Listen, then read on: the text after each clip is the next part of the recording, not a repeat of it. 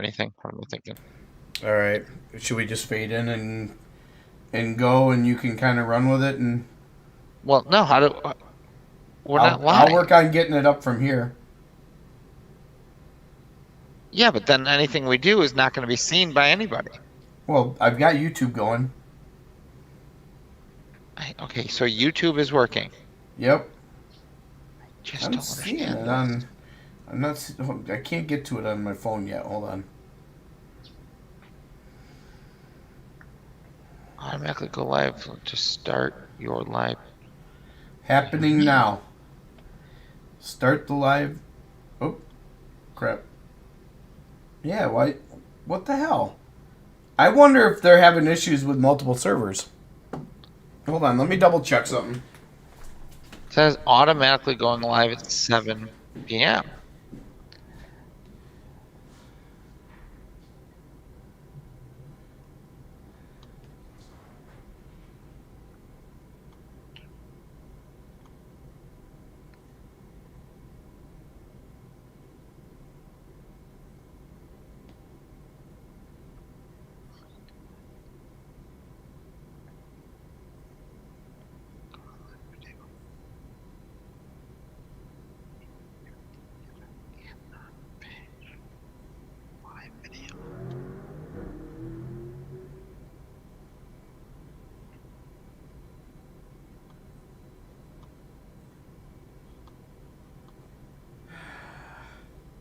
All right, I can't tell if this is because all it looks like is a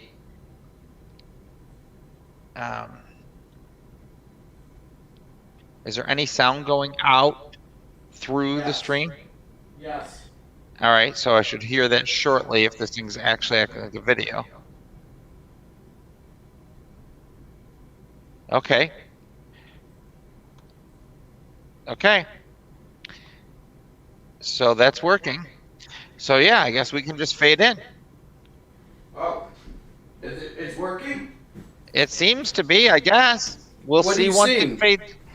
Well, what I'm seeing is the Thursday night social video, and it sort of looks like it has the same sort of, let's call it theme layover that you have in maybe OBS, but it's not the green pop of Thursday night in social. So it's just kind of interesting. Huh. I don't know what you're actually doing there, but I heard my voice coming through the stream. Okay. So if we Can you fade hear me in, okay? I can hear you. All right. Well, I will fade in and we will go from there, huh? I If you guess turn your green so. screen on real quick, I want to see if that works. Well, right now I just want to figure out if we're live and waiting on that to know for certain. I mean, like right now, the only thing I see is basically what's in your camera that I also see in the Ninja room. Yeah, so I'm not seeing us as live on Facebook. Fade us in. Huh? I'll fade us in. How's that? Well, that's I've what I got a was waiting for. shadow going, huh? Whoop. That's what I was waiting for. Oh. I thought you were waiting for us to go live. Hold on, I gotta.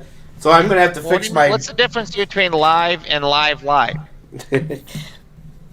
are we live on the? Okay, Doesn't now matter. it looks like we might be Here's the live. deal. Go ahead because I'm gonna have to. I have to fix my microphone. It fell.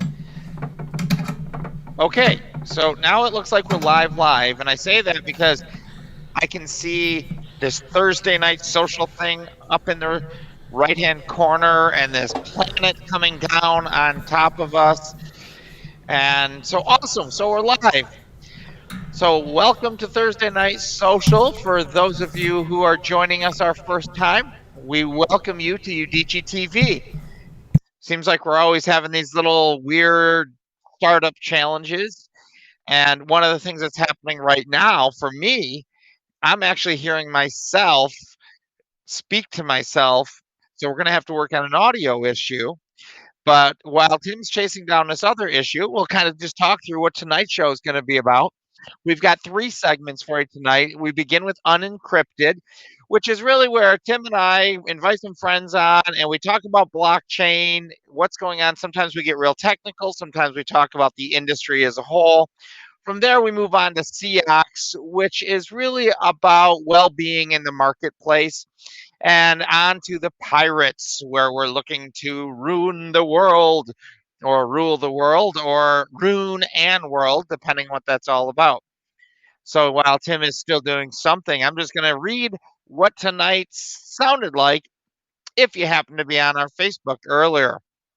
All right, so just get yourself into position for this world that we live in and hear this. During our network upgrade, please be aware that your location is easily traced. Why does this matter? Because we need to better understand our enemy to better show them we care. What do we mean by that? Right now, there's a lot of security um, issues and concerns that people should really be paying attention to. And we need to start learning about how to protect our own networks. It's something that has a lot of tech oriented people have really focused on over the years. You're getting more and more familiar with like a VPN. But as the networks are changing, so do the strategies. And it really is more of a people focused security and connection. So we'll be talking a little bit about a 51% attack that happened on the BSV Bitcoin or blockchain this week. After that, we go over the Ceox and the let's see. So we're gonna get into a game plan tonight. We're building a game with the Pirates right now on Ceox. We're going to talk about that, and in a nutshell, the idea is that you've got to be in the bottom 49 to help top 51% prosper more than the bottom 49. So all the power relies in the 49, but all the benefit relies in the 51. You have to tune in for that. And then we've got the Pirates at 9. And you really want to hear about what's going on with Rune right now. Rune is really blowing up, and the Pirates are going to share about that. And then we'll start talking about the first rules that are being made for the game that we are building with them. All right, so it looks like Tim has returned. I And think so. that's a good thing. All right. It doesn't look like you're moving.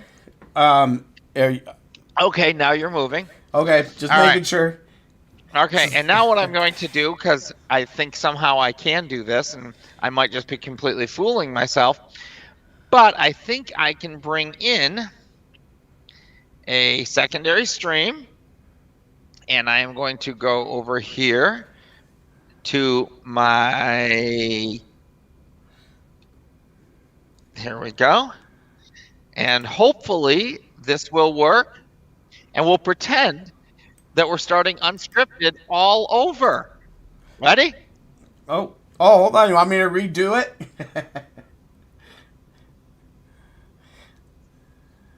Hold on.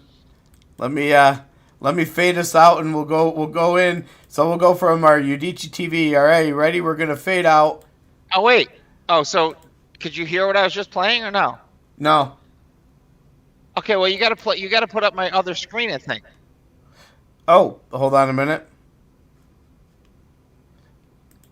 Okay, you ready? Wait, hold. Now I can control that.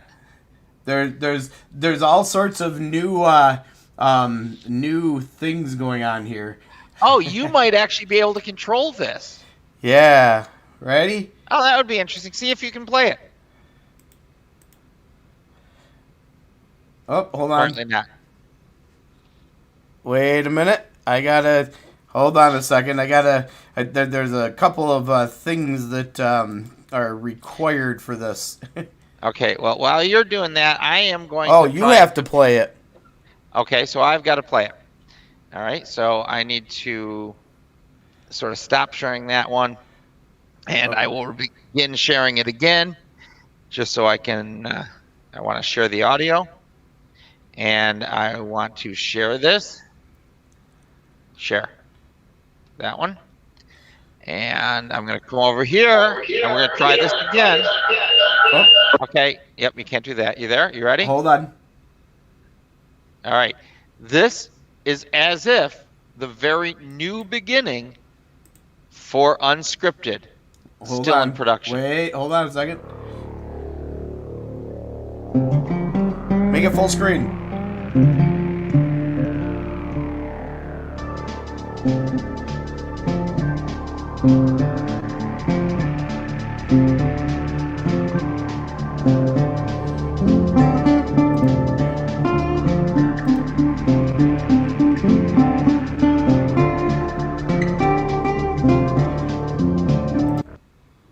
All right, I still got to work on that.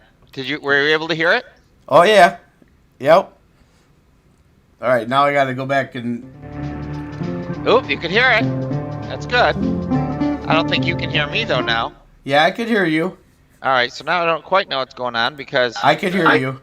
oh, you can hear Sorry. me. All right, awesome. So All right, so I that was worked. getting feedback, so I had to mute you inside of the production studio. There's all sorts of different production things we've done tonight to make this work. We're actually trying new technologies, and so trying to produce on the fly with this new thing in front of me is a little bit. I'm trying to learn it. Well, that's kind But of that's what this is yeah. all about.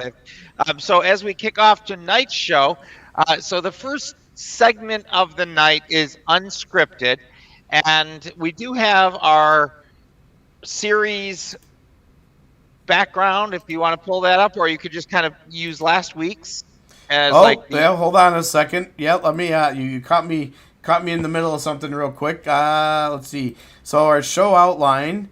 We're going to. Okay. So ready. Okay, so yeah, so tonight we're on game plan, and now what? Oh, hold on. I gotta. I gotta Okay, for run. anybody who's tuning in, surely you're seeing how polished and well produced this is, Hey, it's better right? than Because adding the images on the fly last week. what's that? Better Oh, than okay. adding the images All on the right. fly So, last okay. week. So, hey, so let's just kind of. So, are these the actual backgrounds? Those ones I sent you, and this is the Yep. actual. Okay, cool. Yeah, the Okay. fonts don't match. So because they didn't have the fonts that you had identified, but the colors are sort of close. All right. So basically, I just need to export fonts and that kind of stuff.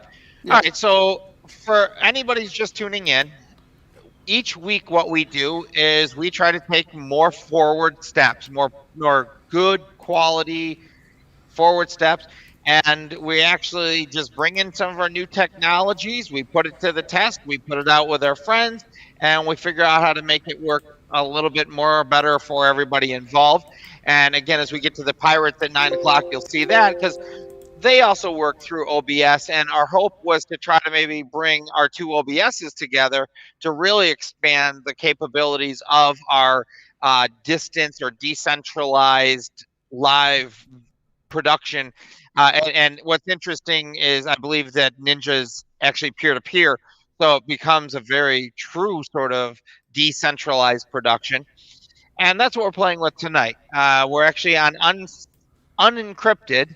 We're mostly going to be talking about not only this OBS, this production stuff, but we're going to get into the 51% attack that happened against BSV, the blockchain this week. And have you heard back from anybody, Tim, that might be able to join?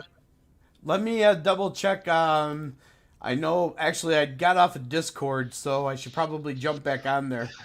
Oh yeah, Um, no, we definitely need to be on Discord. yeah, let me jump back over to Discord real quick. So keep talking real fast, and I'll Well, get that I reconnected. should bring up Discord also, I guess, just to Make sure watch you mute that. everything on it.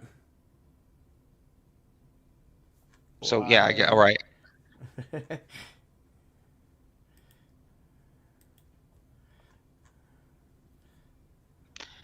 Our logo's name is Clyde. Okay. TV. Okay, there's nobody on there. Well, I can go in there and So basically just keep the feed going inside of here. okay. So now this OBS or so what I'm looking at over here is what's going out to the stream, correct? Yep, All right, cool. should be. And we've got the live production happening. It looks like it. So excellent. Okay, this is cool. I don't exactly know what this gives us. So what do you think that the benefit is of this? Well, so I think that ultimately this is going to give us a probably a better way to bring guests in, and the other side of this that you can't see, which is the production room, is actually kind of neat, where you can you can actually do things with it, and where you can highlight a guest, or setting them as the primary forefront, or there's all sorts of different capabilities that it has. So it's kind of neat. Getting in, trying to understand exactly what everything is there's a lot of capabilities in it. So it's kind of cool. So I wonder, like, I mean, right. So it wouldn't be, I like, should I be getting OBS, have people coming in No, like on my side, I don't but think we then need to go that far. kind of why not, right? If we start thinking about like, okay, people who are working with OBS, just like the pirates, right? It's like, okay, you bring people together, you get to have your little streams, and it's like connected rooms in a way. Right. Kind of interesting. Well, we can definitely figure something out with it. It's got a lot of, like I said, it's got a lot of capabilities, which is All right, so and then so this thing that you have up here, which is like the planet coming down on us, and the Thursday night social up in the right hand side. I'm seeing that like the Thursday night social is sort of opaque or something. yeah. Can we try to bring that out so that we see the green? Oh, absolutely. I was just playing with it earlier. Yeah, So, no. So what um, were you doing? Like, what is causing that effect? that's a filter inside of OBS. Okay, so can we take the filter off just that image? Yeah, well, of course. Yep. Yeah, let's do that. Let's just see what that looks like. I think that this could be kind of fun. Oh, no, no, doesn't quite work. Well, but hold on. This is where it gets kind of fun, because we can actually, Yeah. probably too bright, but I would almost say go back to what we were just looking at that didn't look good and maybe just make it more opaque. Like considerably more opaque. That looks like you're back to the color theme or something. what color are you thinking? Like go back to just like, okay, here's the Thursday night social standard banner look. Oh, the without the corrections. Right. Yeah. So now how about just like transparent that almost down to like 35. Okay, so that's kind of cool. It does have some issues that has to do with like the tune in for tech talk and whatnot. So conceivably could take that out. We could move this whole thing right to the middle of the planet thing. That's kind of fun. Okay. And then that would be where people could watch kind of content. Or so how would we want to do this if we're going to go full screen and we want to actually show, hey, take a look at this? Oh, it would go to a different scene in OBS. Okay. Let's So not go let's into just, that, because that gets into like a lot of work. It would be okay. very boring video. All right. So I would just say that bring that back where it was, put it back to the settings that you had. And that's kind of fun.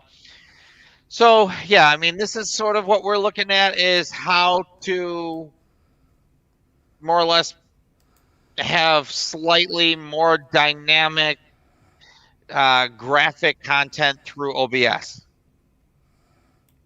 Yeah. Okay. Okay. I don't think you're actually able to pay attention to a thing I'm saying right now. Well, I'm trying to reset it. Just hit the whole undo button, undo button, undo Yeah, button. I'm kind. undo. Oh, that looks good right there. That's what I was just gonna try to leave it at. I'm not gonna go into Yeah, any further. Good yeah, enough. that looks cool. All right. So that's a step forward, and that's kind of fun. So then, what was this other thing you were showing? You were going through like the starting. So let's kind of recue that. What's And that? here we're gonna recue our start, right? And what I'm gonna do is I'm gonna play this little video thing that I'm working on. Then I want to kind of bring in what you just put together with the series background and the names of the segments. Okay. Okay, so yeah, so what I'm gonna do here is I'm just gonna get this ready for me to play again. All right, so we are going to try to first off pause and all right, so then I have to go to a So screen are we share fading again. out to all the way out, or just fading to what? Well, I have to share, and then you're going to have to do what you need to do so that this oh wait, that's on me. I've got to get the audio to come through this. Forgot about that. There's a little button on here that says share audio when you do Oh yeah. yeah, so there's a little button there. All right. Okay, so we're gonna highlight this and fade over. There you go.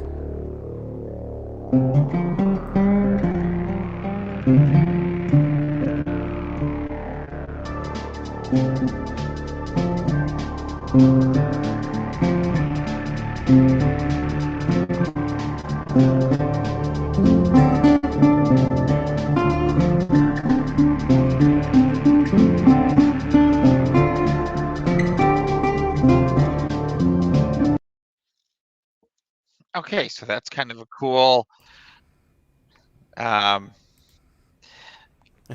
beginning to the intro, and then we would say, okay, tonight on TNS we have now run this other thing that you had. All right, so now you want to go back to the show outline. All right. All right, tonight we're going to be talking about game plan all the way through, and we'll just kind of run through this. We're going to introduce unscripted. So what would you have next for unscripted?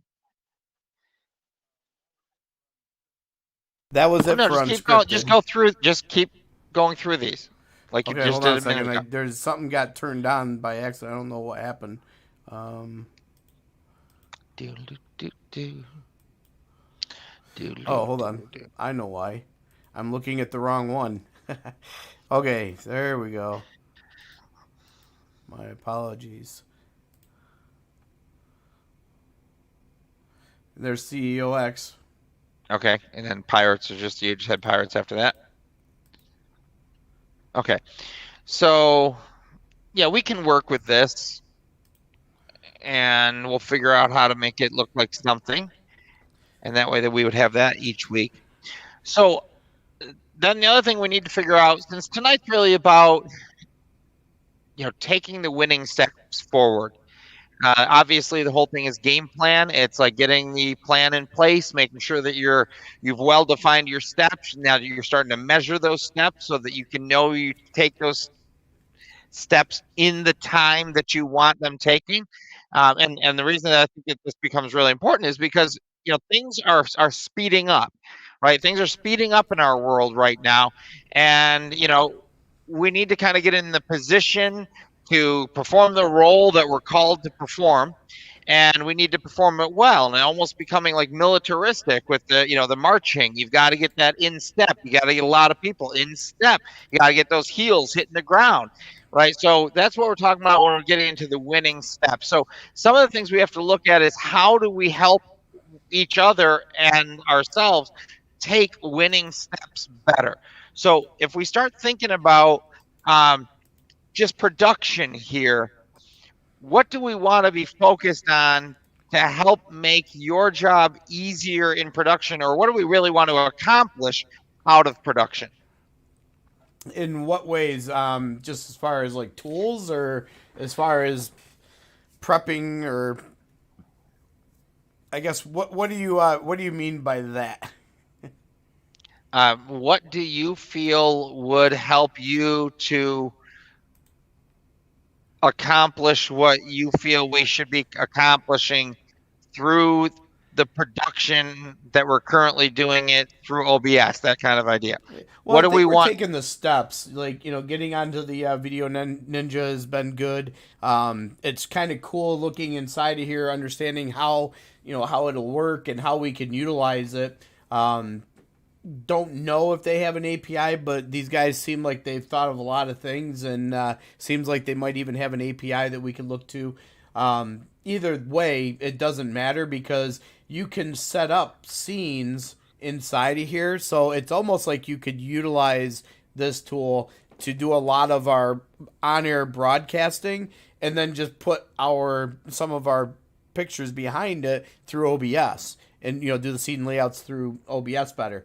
What's even more cool is I can grab each individual participant video link and set up a unique scene. So I need to figure out a way to be able to set things up to add that quicker.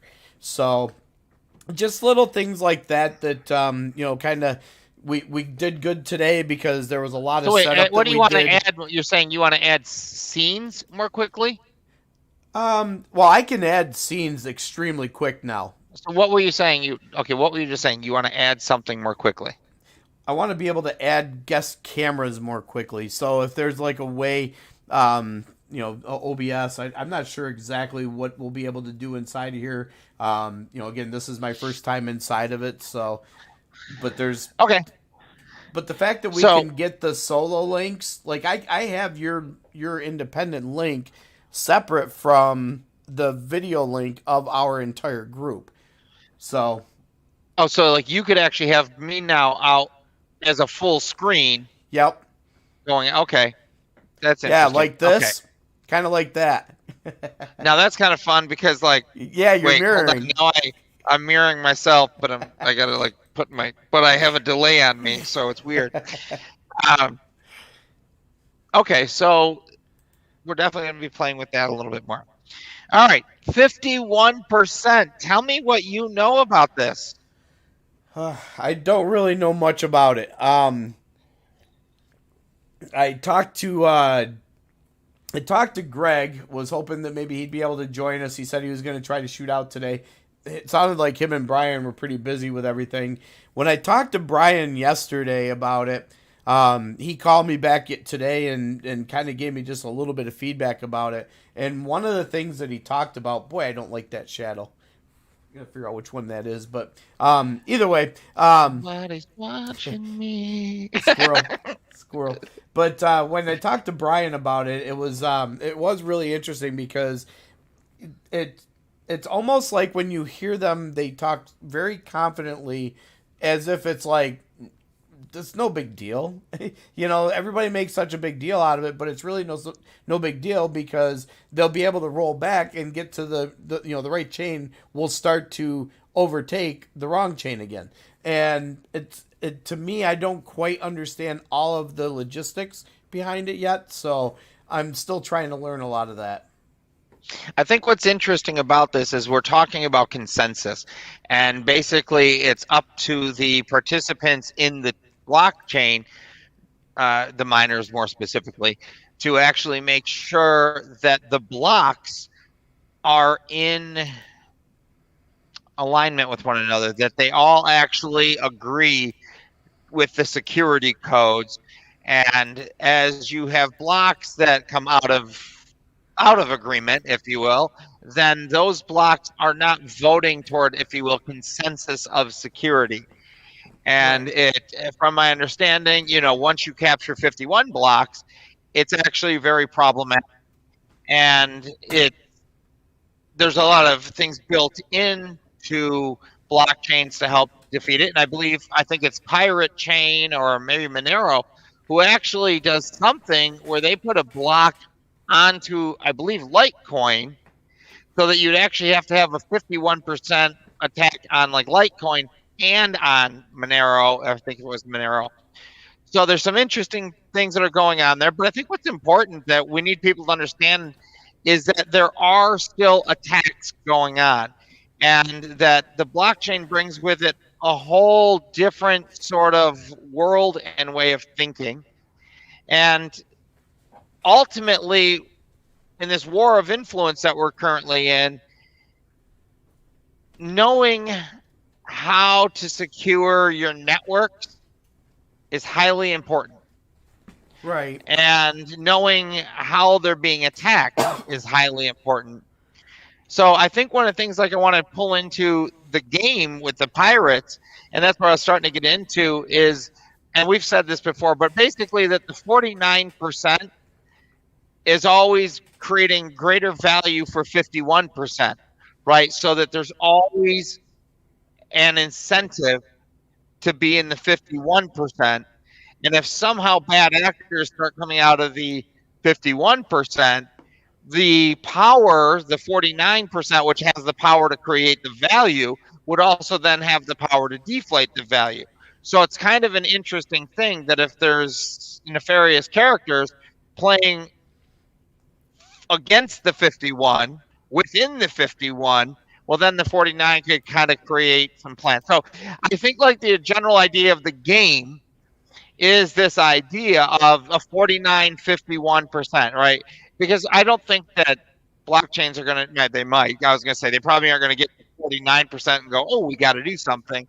You know, my guess, and this is with, if Brian was on here, it's probably somewhere around X percentage of new miners suddenly jumping on and, starting to create new things. It's probably around 5% that the blockchain begins responding, and then they start to know somewhere around 10-15%, like, okay, we've got this under control, we've already started some marking what is the real chain, because I did see them distribute to the miners some sort of thing that said, like, put this code in, and that was protecting the correct block, the correct Yep. chain. Yep. um, Yeah, and that's the one thing is, I think that there's, a lot of people have thought through, what could be done and how it could be done, and so they've definitely put things into place to correct from that. You got digitized. You gotta wipe it off. Oh, now you made it dirty again.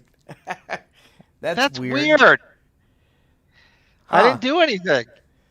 Oh, well, let's see. I wonder. That's actually interesting because on the hold on. I wonder. Okay, there it is. That's funny. I don't know what Interesting. that was. Okay, Yeah, I what do you don't know. think? That's What was it? interesting. I'll have to keep my eye on that one. Wonder what that was. That's kind of fun. But hey, this is, from my understanding, it's peer to peer, right? Yeah, So this video is being carried peer to peer, which I think is awesome, right. right? Well, and if I go in, I could probably share. I could share my Discord window, and we could actually use Discord from through that. So yeah, this is kind of a neat tool. We'll have to. I'm gonna have to dig a lot deeper on it. Yeah, it is kind of a fun tool. Um, all right, so we don't have anybody for the 51%. Let me kind of take a look at what else I was kind of wanting to talk Oh, through about the you had 51%. asked earlier if somebody had wanted to join us, and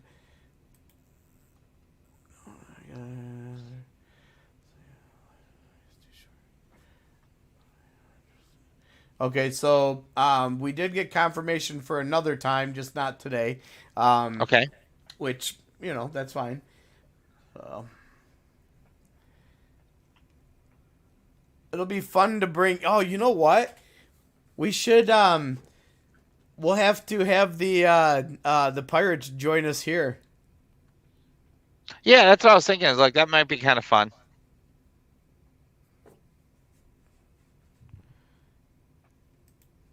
Yeah, that could be interesting. Hmm.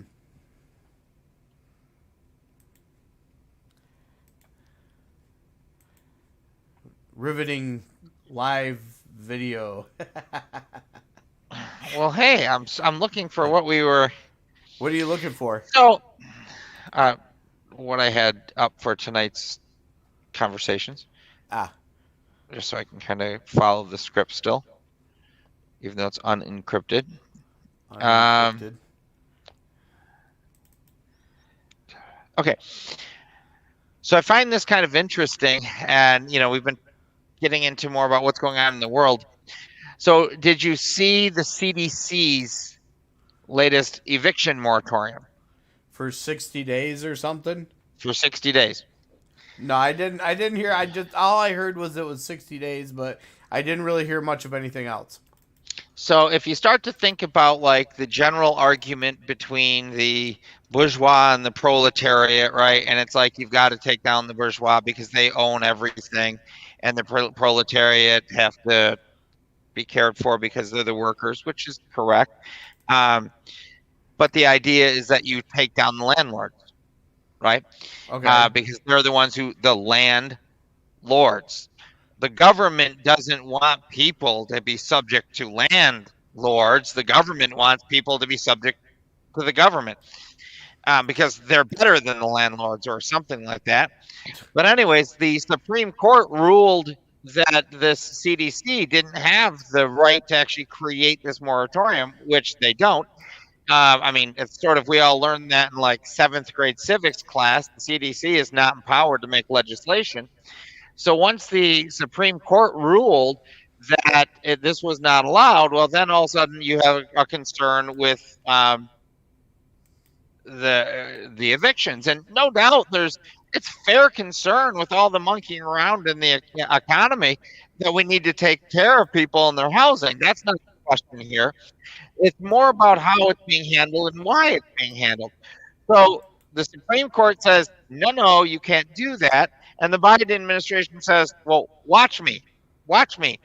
And the CDC puts out a 60-day extension that actually has within it penalties that if the landlord tries to evict a tenant and the tenant happens to die from COVID or maybe pass it on or whatever to somebody else who dies, the landlord can be held liable for their death. Like, Um. wait a second. There's so Yeah. much wrong with that, right? But for people who don't believe in personal property rights, there's nothing wrong with that at all, right? So when you start to realize that that's the first attack on personal property rights, which is to say that all property exists in community and community ownership, there is no necessary reason to protect private property. Oh, what do we have? We have somebody coming on? I don't know. Okay, this could be kind of fun. I did actually throw it out there. It looks like we have somebody Oh. maybe joining. Oh, and we lost. Oh, and they're back. And we lost. Oh, and they're back. Back forward. So I think the CDC thing's kind of an interesting piece, but I'll say that I think what's going on behind the scenes is that it really doesn't matter to the Biden administration that the Supreme Court says no, no, no. This will be their justification for packing the court. Interesting. So I think that we have to really recognize, what's going on in the world. And for those who want to say it's only a virus, still fine. Maybe it is. But you know what? Never let a good crisis go to waste, right? I mean, we've been taught about that for ages and ages and ages. So we need to understand: choose your side and act in love. If you think that communism is the best economy out there, just own it. If you think socialism is the best economy out there, own it. But have the conversations about what the implications of these different economies are on the rights of humanity, right? And let's start to get to the point of what are the actual human rights? What are those things that we're trying to protect? Right? If the only thing we're trying to protect right now is property, we're doing it all wrong. But if we're not protecting property, we're doing it all wrong also. Right. It looks like Sierra joined us over on Discord. Okay, this will be interesting then. Yeah, we'll have to hold on a minute. I've got an idea. Let me All right. let me All try to see if I can bring in our Skin. Discord window. All right. I'm going to be. Well, I'll tell you what. Oh, wait. No, Oh, that's you. we lost her. Okay, where is she going here? Oh, uh-oh. I lost Okay, my let's see. Did control she room. text me? Uh-oh.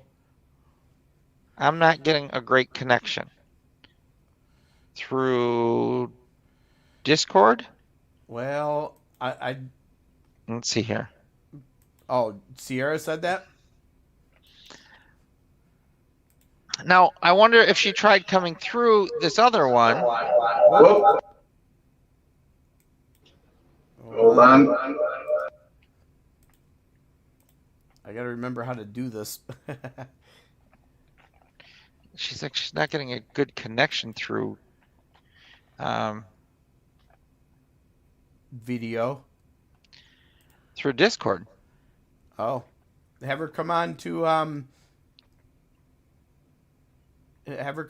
the video.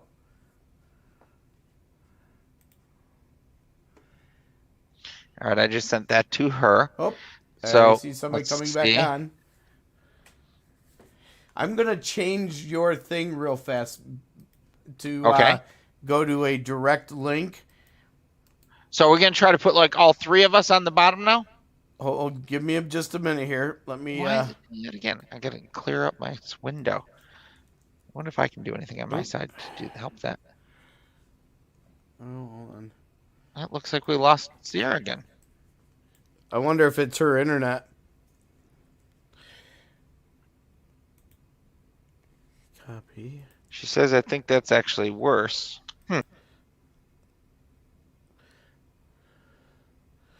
Oh. I do not understand how CEO apps. Yep. All right.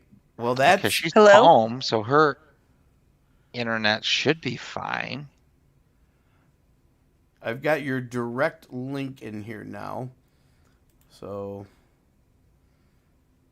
hopefully that'll stop the other thing. That's weird though. I mean, she shouldn't have any problem getting in Discord. Yeah. Let me see if Discord All right. came back up. I'm gonna call her.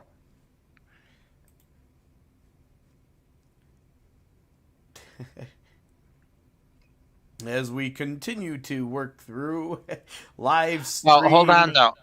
Hold on. So maybe what she's saying is what we're sending to Discord is a problem. Let's see. It doesn't look bad. It looks like I might have a small delay, but not very much. Yeah, let's find out. Unless there's no audio. Test. I can hear you. Yep. Now she's not even answering. Test. Hello? So where are you having the problem? Are you saying like you can't hear us? Well, while we wait for Chuck to go through this, what is going on in Thursday Night Social World? Well, there is a lot happening, and we're trying to get some of the production kinks out right now. And live streaming and all that fun stuff is, that's where we're at. So, don't know what I don't know what he had going on as far as the next topic, but okay, she's gonna go back to Discord. okay. And what she said is that she can't hear us well on Can Discord. you see me? I can't see you yet. We can hear you well. Can you hear us? I can hear you now. Okay. Can you hear me now? I can't hear him. Can't hear who? You can't hear Chuck? All right, how about now? Can you hear Chuck now, Sierra?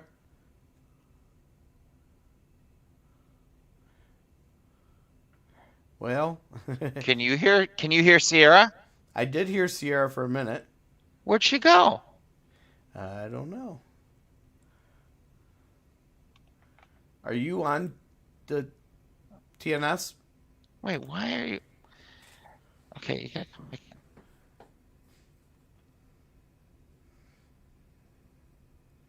in. Woman shrugging tone. Okay.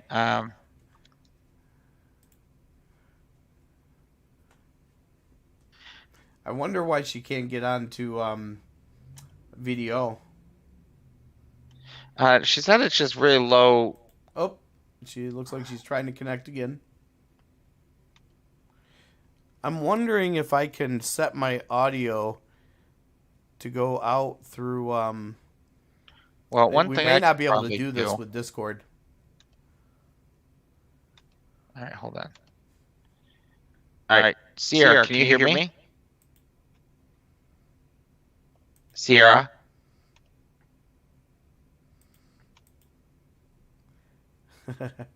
Oh, Chuck, we lost you. Sierra? Chuck, we lost you on the other one. Okay, can you hear me here? Yeah, I can hear you on Discord. You can hear me on Discord, but Sierra can't. What, Sierra, you're muted.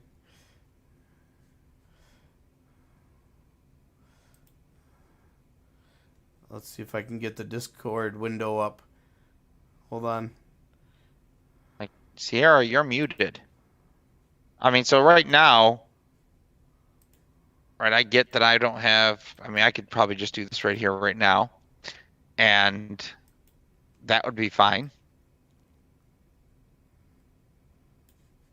So I almost have to think then that it's somehow her internet. I'm not sure. I don't. I mean, it's saying she's muted, and I just texted her. And it says she's muted. It says she's muted. Trying to get us into a. All right. There. Try another one Hello. There we go.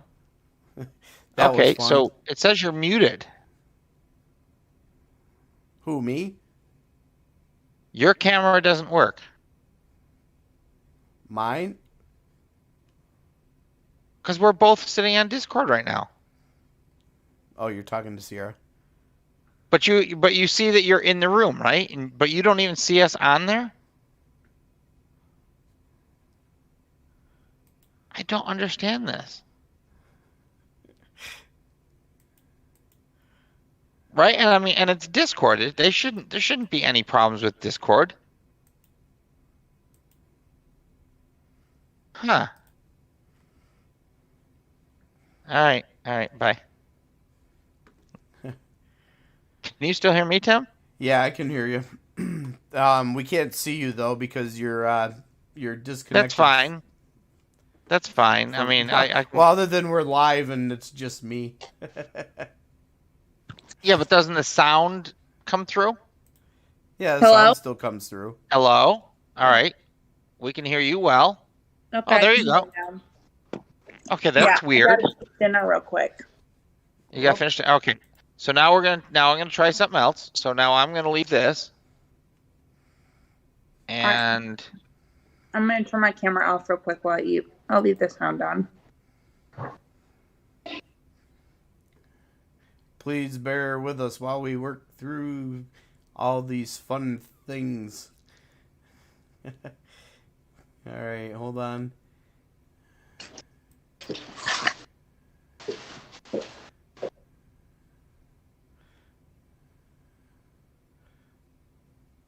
I can't hear you, Chuck. Hold on.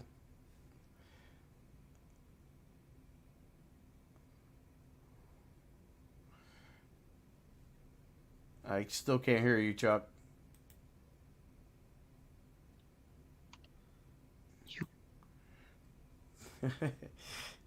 I don't know what's going on with Chuck's camera right now, but cannot hear him.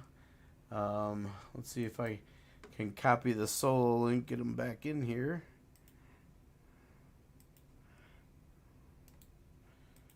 Hold on a minute.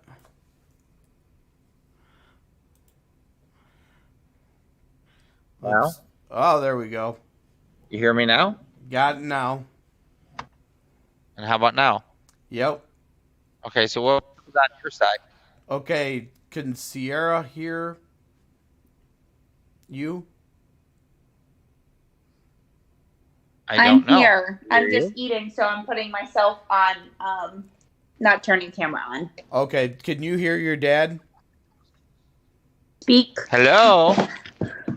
Hello? Hello? I cannot hear you. Okay, hold on. Let me see if we can get audio from Okay. here over to there. All right. Do you wanna keep talking, Chuck? Do you wanna go through? Let's see. How am I gonna do this? Oh boy.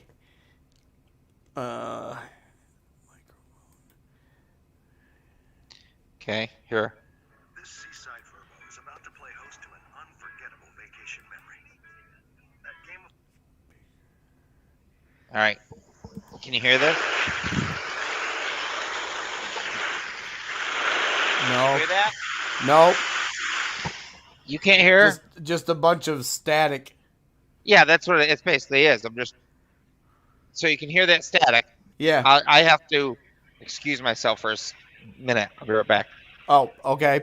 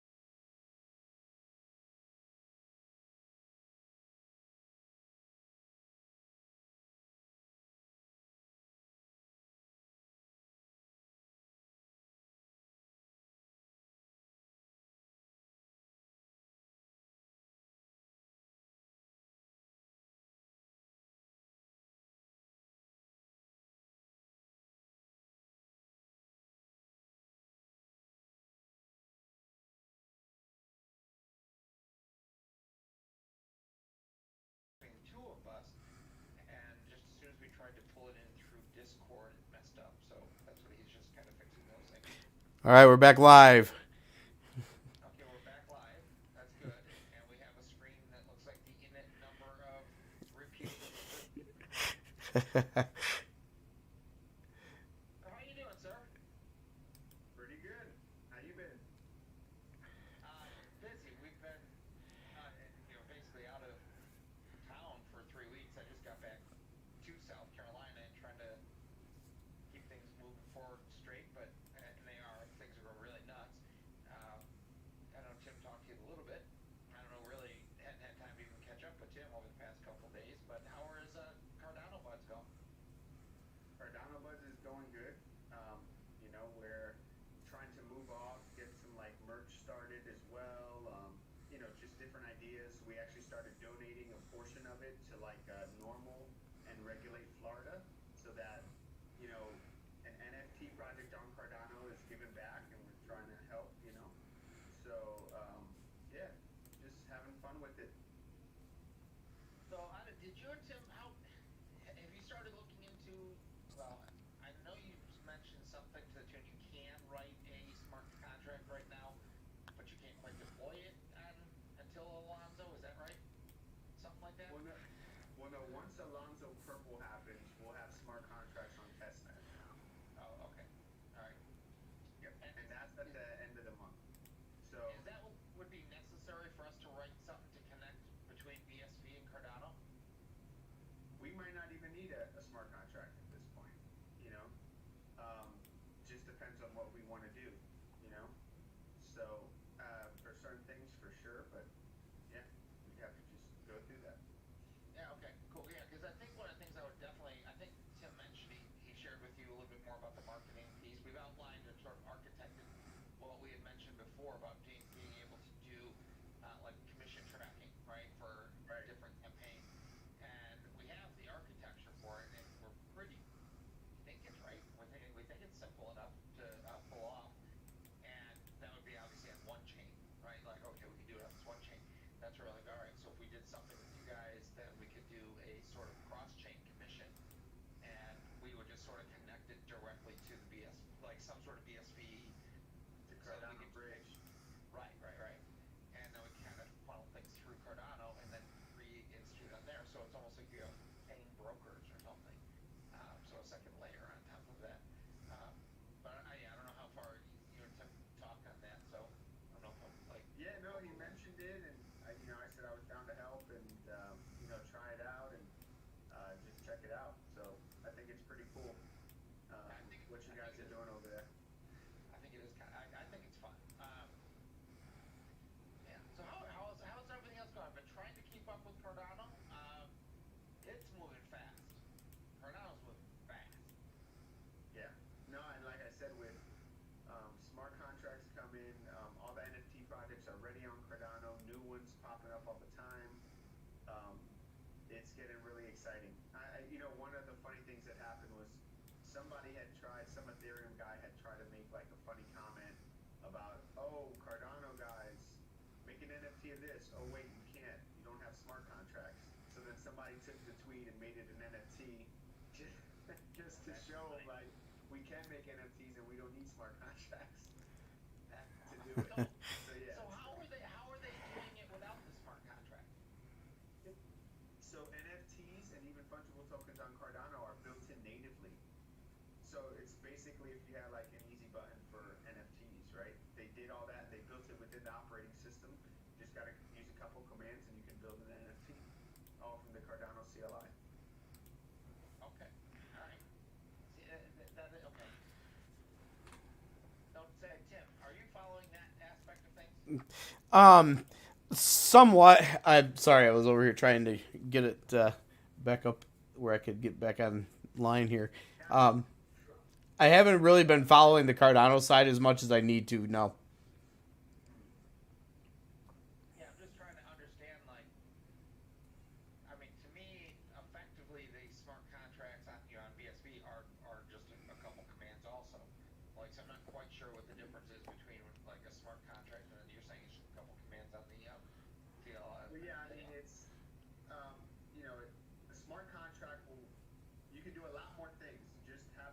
full functionality of a smart contract gives you ability to do a lot more things, right?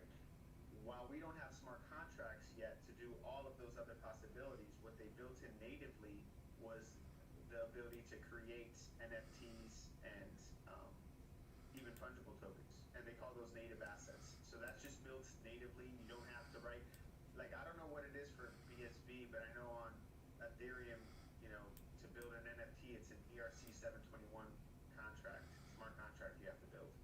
Yeah, I am still trying to understand those differences, and this is where I wish Brian was on. He could help it out. It does seem that BSV is a little bit, again, I don't want to say native, but well, this is the thing. Bitcoin has more in common with Cardano than it does Ethereum, because what Ethereum does is Ethereum uses an accounting model, right? Where Bitcoin and Cardano use a UTXO model, where Cardano uses extended UTXO, so it adds a little more functionality, but it's closer. There's two different ways to do it. Actually, Ethereum seems to, with sharding and everything that's coming over there, they're going to be moving closer to a UTXO model anyway. Is what it seems like. Yeah, it seems like ultimately they all have to kind of come pretty close. But the other thing I want is there any way on Cardano? So we've hooked up with the Pirate guys, the Pirate Project, and they're doing some cool stuff. But they're going to actually build on the Pirate blockchain, which was sort of a spinoff of, I believe, Monero or Zcash, or maybe a little of both. I think maybe it kind of took that piece of there. But one of the things about Monero that I've learned from Pirate One is that you can have a fully anonymous transactions, which you don't really have on any Bitcoin, any Bitcoin blockchain. Can you have something that's totally anonymous on Cardano? No, right now Cardano is more like Bitcoin in that matter right now, right? There's a couple what they would call privacy coins, right? With Monero being probably the most popular one right now, but Zcash as well. Talking about that, it was kind of interesting. Did you see that the guy who created Monero got locked up for like some bogus charges, or not bogus, but like some like? No, no, I haven't. But I've been getting deeper and deeper into some of this stuff. Like, there's some weird stuff going on. Yeah, so it was interesting. It's like they really locked him up for that. Like, it just didn't add up. So I wonder what's more to that story. I mean, you guys can look it up. It's been everywhere on the news, crypto news. And that's been Monero's founder. Yeah.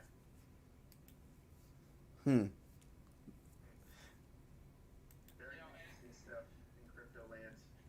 Well, and Eddie, I think you were talking about Coinbase shutting down, right, for their trade. For BSV, because that was another thing that happened. The 51% attack on BSV, and Coinbase shut the trading down. And actually, Tim, you shared an article with me that got into it and talking about the side chains that they were trying to split off. I don't know what they're up to now. Last I read, it was like 3 different chains they had tried. They're probably still trying, but Yeah, it's interesting. I think that the Coinbase piece is also quite interesting because there's some bad blood between Coinbase and BSV, anyways, right? And it's like there's some stuff with BSV that, I guess back in the day during the hashtag wars when people got their pennies in a wad, and apparently they still are. I don't know. There was. Apparently there is like significant between some people. Which is okay, whatever. And to me, I'm like, we can't have blockchains going against blockchains, but ultimately you are going to have blockchains going against blockchains. Particularly, and seeing this BSV 51%. Okay, let me ask you, because you might know this. We were talking about the 51% or earlier in the unencrypted segment that we were doing here. How would you describe a 51% attack? Let's start there. From the way that I understand it is if you have at least 51% of the hashing power or whatever, you can basically like put bogus, do like double spend attacks, right? Since you own a portion of the network and you have more hashing power, which is why people, you say you want to stay decentralized. You don't want your mining pools or your stake pools to, all centralized, because that whoever that is then has a lot of power on the network. And stuff like this where they double spend and effectively, put a bogus transaction and then send that chain. And since they own 51% of the power, they're telling everybody this is the right chain, this is the right chain. And what we're seeing on BSV is that all the good, the ethical guys seem to be kind of coordinating and invalidating those chains for the double spend. So I think that's exactly what we would expect, from the chains. That's the idea is, if you will, support the 51%. That's the grand scheme here is like, we want to support the 51% because those are the guys truly trying to, make a strong chain, and ultimately the longer the chain, the better the chain. And I believe I heard that, and maybe it was Pirate Chain actually does something where they write a block onto like Litecoin, so that they would actually then somehow have to be a 51% attack on Litecoin and Pirate or whichever one it was to really then beat. I was like, well, that's interesting. I don't exactly know how they do that. I don't know if they take like maybe the hashes that had won over the past X period of time, and that becomes a block on those others, so you can verify against it. I don't know. Yeah, that is interesting. Yeah, I could definitely see that though, like other chains doing that. And that's why I think it's probably going to end up being an internet of blockchains, not just one. Yeah, because once they start relying on one another, it's going to be very, very difficult to take down all of them. Now, that comes to a different story, like, and again, not to say all these nefarious things that are going on in the world are being coordinated, and that what we're experiencing in our world right now is all coincidental because of the virus. But we have these weird sort of things like the guy from Monero getting arrested, McAfee killing himself, along with Epstein. We have some kind of fun things that we get into.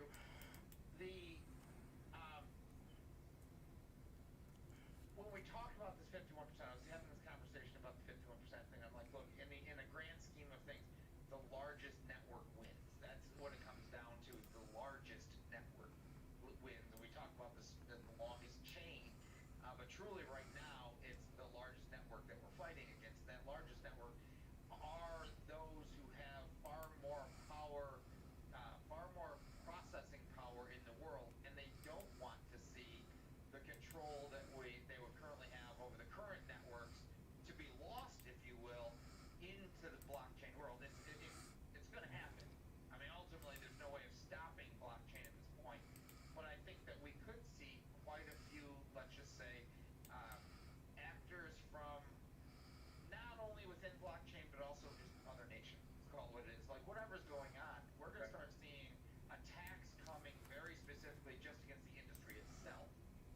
Yeah, I mean, and me being in network security, I mean, that's what so much traffic on the internet is, bots and different attacks constantly scanning servers and, running exploits against them. You see it all the time. So it's only a matter of time. Are you starting to see unusual kind of activity anywhere? Because one of the things I noticed is just, and something as odd as like Sierra having trouble getting onto a Discord tonight. Like, I start to see that we're, on occasion, what I would otherwise think are very reliable networks that we, every single day at Discord or even just your messaging app or otherwise, that every now and then you're starting to see some real happenings there. I mean, are you starting to see anything unusual across networks, or is it really just more of the same old, same old? Right now, I think it's still so new. It's the BSV thing is one thing we're just seeing now, but I was actually talking to Tim about this too. This is why it excites me that crypto's new and I'm into it, and me being from security, I want to look at that, because we're going to need that on blockchains as well, right? We're going to need security guys. We're going to need different security measures. We're going to need to know what the common attacks are, what the attack, your attack surface is. So we're all finding that out right now, and it's pretty cool so far. That's actually one of the things that that we were talking with Brian about, is really starting to have some conversations around security. Like, have very, yes, blockchain, but really just network security in ways that, let's say, people can understand. Because I think that we're to a point where the people are going to need to get involved in their own network security. And some of that is being aware of the fact that,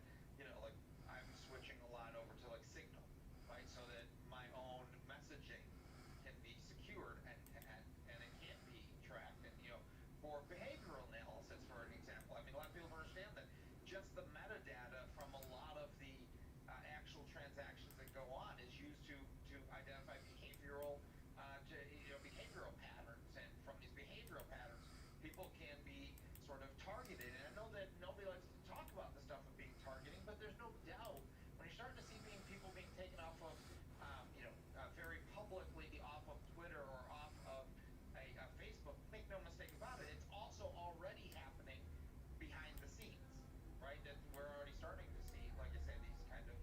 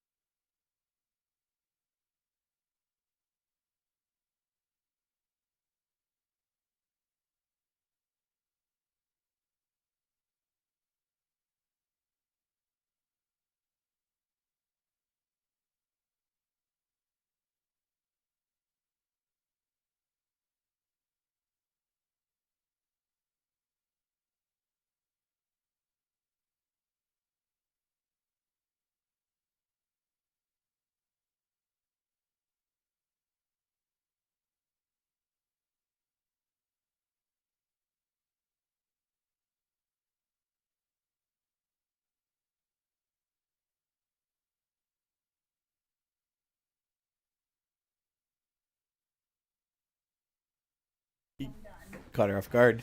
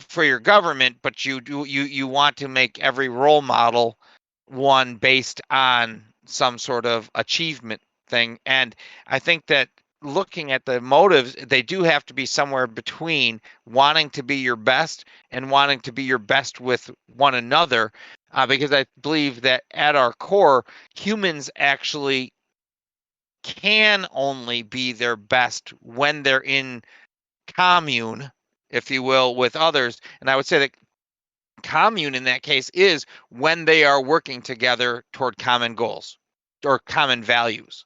Mm-hmm. So how do you go about creating common values?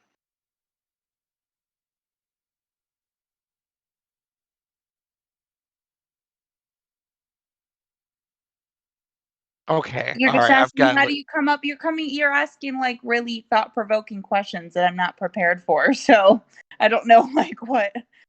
So I think that like that's how like I would like to see if we can kind of come up with some of those kind of questions. We'll kind of bring those into the 8 o'clock hour because that gets into the economic game, right? That's kind of where we get to play that angle of things. We bring in the psychology of the thing.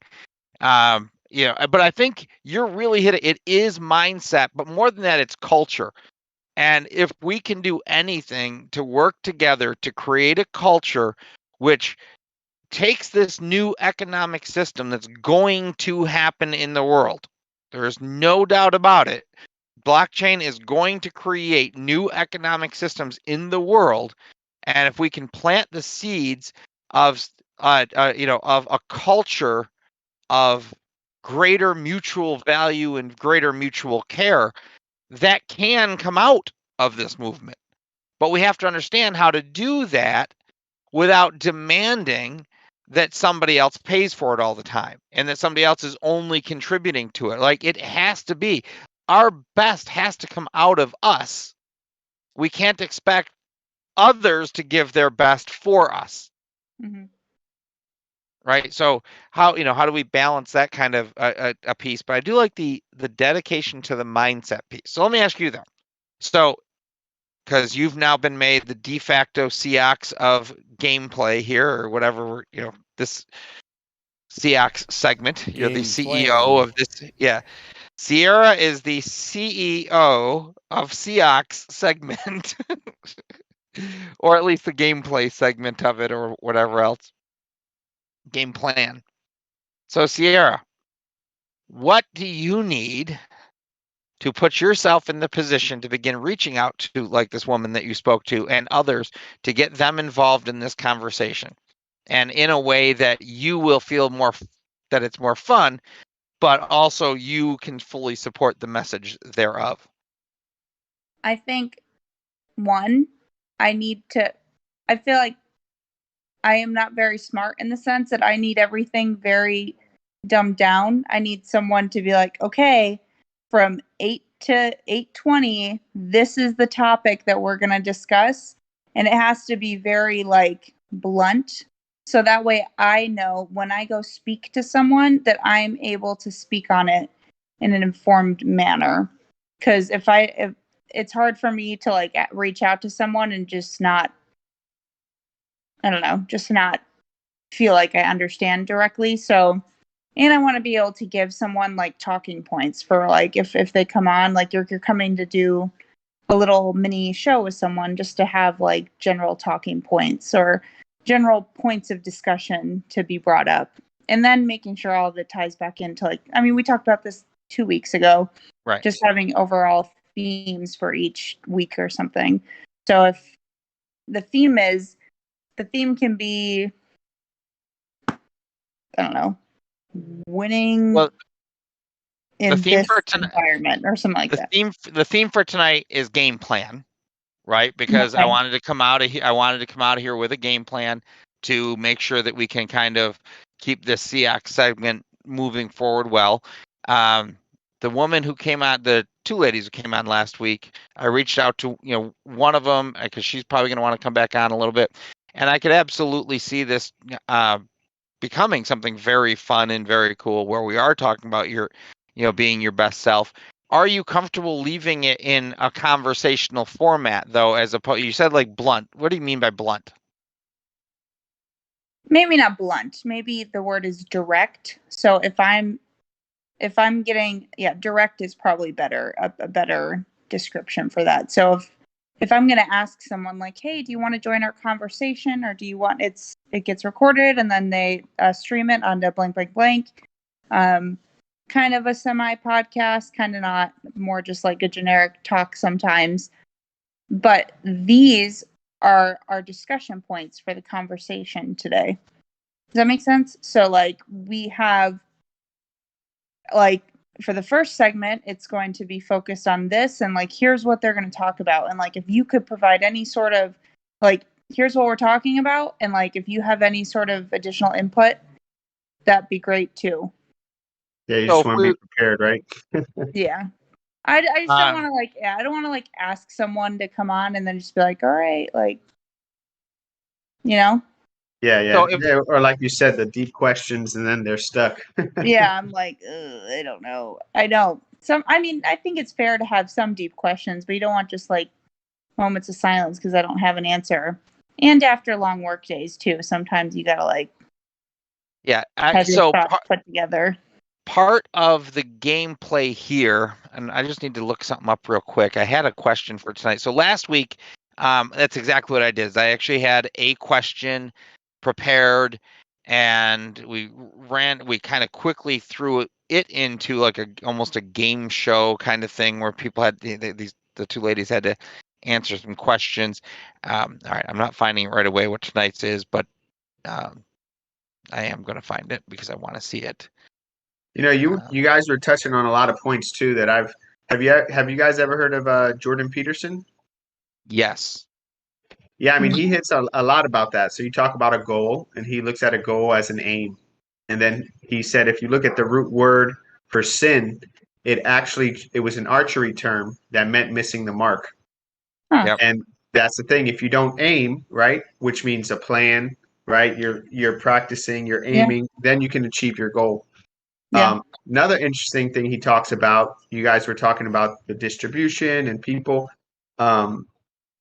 is the Pareto distribution, where it's like they see it in wealth, they see it everywhere that, 20% of the people do all the work, or 20% of the people have all the money. Yeah. For whatever reason, it works out that way a lot of times in many different aspects, even at people's jobs, everywhere. So that's just like an interesting phenomena. You look at that, and what do you say to that? We all kind of act the same. We all kind of have the same pattern, but it's the ones that do those goals and do a lot of that stuff that end up succeeding. And but it's just interesting how it all comes together. But I also think there has to be like, you can't just have a bunch of followers though. Like there has to be someone that emerges, I think, to like lead, just to help enforce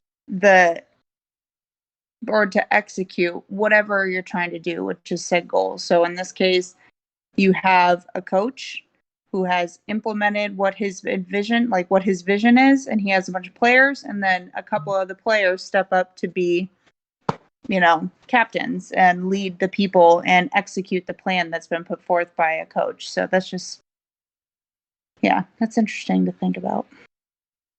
So, tonight's question, just so I can ask it, because I think I like your idea. So I think that if we do something around, let's call it a specific question each week, so that it's, we can kind of talk through this. But what I could, so tonight's question is, what's necessary for forward winning steps? And what I mean by that specifically is, let's identify, since we're putting together a game plan right now for Ceox, like what are the next 3 to 5 forward steps that we need to do as here to say what are our forward winning steps so that we can accomplish what it is that we're talking about accomplishing here. And one of the things is, I think we've talked about a goal or objective. So I think that generally speaking, we can work out an objective of what we're trying to say for this series, this segment that's inside of here. I think that some of the values that you've brought out tonight, goals, prioritize, mindset, dedication to mindset, methodical, well thought out, accountability, motives, and culture based comment. Like, we can kind of take just some of those thoughts and begin to mold the conversations around those, so that your general talking points are always those kinds of things, like culture or goals or prioritization, and we can bring in a little bit more. But then, yeah, just kind of shape it around each week, if that makes sense. What I'm saying, does that make sense, Sierra? Yeah, but I think we could even like direct it even more to, remember back in like February, we talked about like, okay, I have an end state that I'm trying to achieve and I Yeah. have different lines of effort. And so if you were to generalize each thing a little bit more, it opens the floor for further discussion, but also like directs the conversation a little bit better. So it's like, hey, you start the segment or you start the entire social with like, just to like, just so everyone knows, like, here's what we're trying to achieve out of all of this, like what we want to achieve with this. And so like last week we talked about this week we'd like to discuss this and blank, blank, blank. You know what I mean? So, Eddie, I mean, kind of bringing you, because you're kind of new to this segment that's coming on. What would you want to see out of a podcast that's ultimately smushed in and about blockchain and the future economies and ultimately the well-being of people, of families, but also is built around gameplay, because there's a lot of gamification, there's a lot of game theory that goes into blockchain, and we can kind of get into that talk. So what would you like to see out of a podcast like this, that's going to bring this kind of content that will reach a broad audience, particularly like the professional football audience, right? People who would, okay, this is fun, they're going to talk about this, but they're actually also talking about something else that's going on in the world at the same time. But the blockchain, the economy, and those things are sort of a subtext, if you will, of the greater conversation, which is, did you see Josh Allen leap over that guy? That's a leader. Oh, wait a second, that's not a leader. He's taking a chance of getting hurt. We talk about that kind of thing.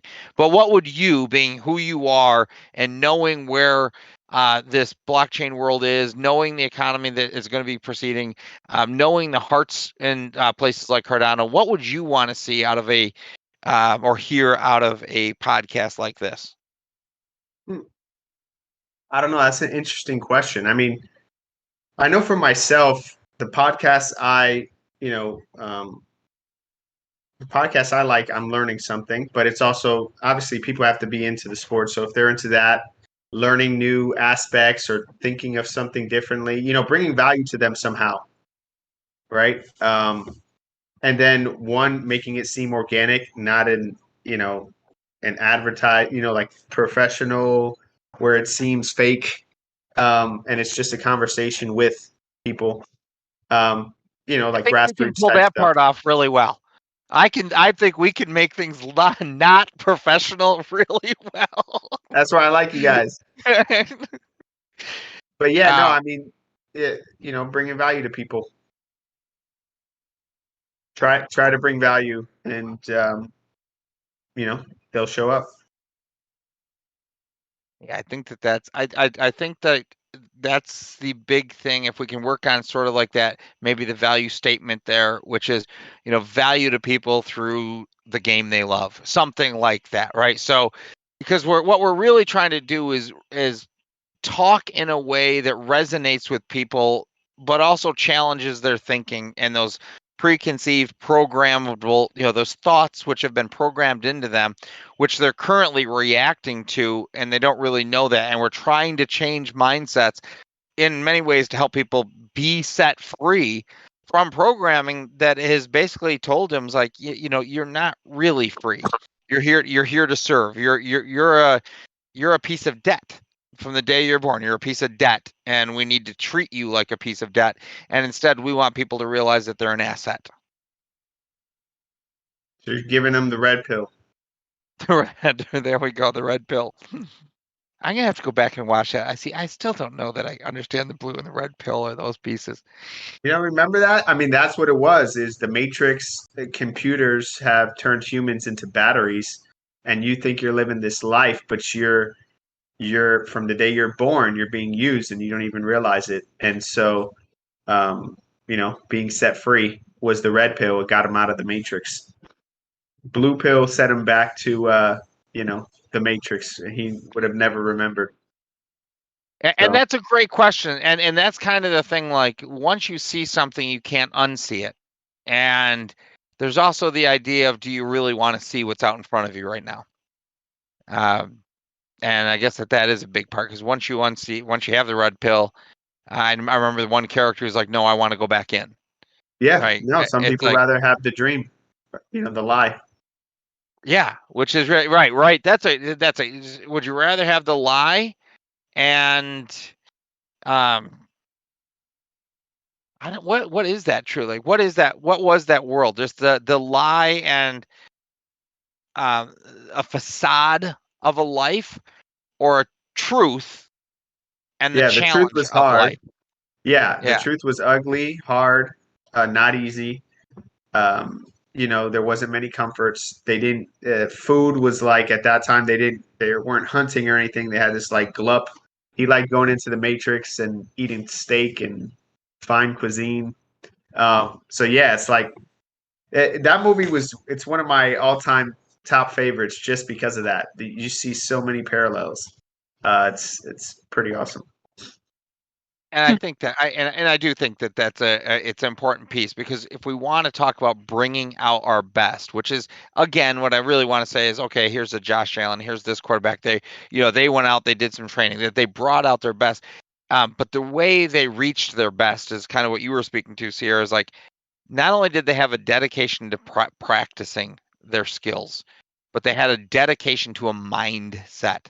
They had a dedication to a mindset, so much so that they were willing to commit to making it a culture of wherever that they went, so that the culture itself bred the mindset that more people would win with them.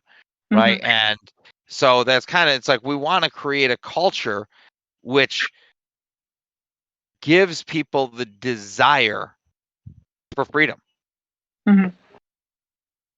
Right. I don't know that we actually live in a country that people want freedom anymore. And that's sad. No. Yeah, I mean, they like the blue pill. They like the blue pill. Now, Sierra, I don't think agrees that there's this much programming going on in the world. I just don't want to talk about that. Ah, okay. I don't want to talk about any of it. That's fair. That's scary. fair enough. Yeah. Well, and I get it. I mean, you'd have a number of reasons for not wanting to talk about it, and I think a lot of people don't want to talk about it. I just think as long as they're not denying it, right? I think that's an important piece. Is just stop denying that you're being programmed by everything you're doing on your phone, right? You are creating habits by everything that's being done on your phone, right? It's like, that is what's consuming us right now. And Facebook, they have neuroscientists who help create the user interfaces and the user interactions, the user experience. It is a neuroscience that we're talking about at the most base levels. And I think that's important that as we switch into something like the blockchain, that what I'm going to say is that we start thinking about the transactions that we're going to align with, that help to create our own reaction. We're not going to get rid of the phone. We're not going to get rid of the notifications. That's what I was going to ask. Like, what do you think is going to be different about blockchain that can change that? Because I think that's separate from the blockchain. That's everyday life. That's the leaders. That's everybody. So this is where it goes back to what I was trying to say earlier when we were first getting on.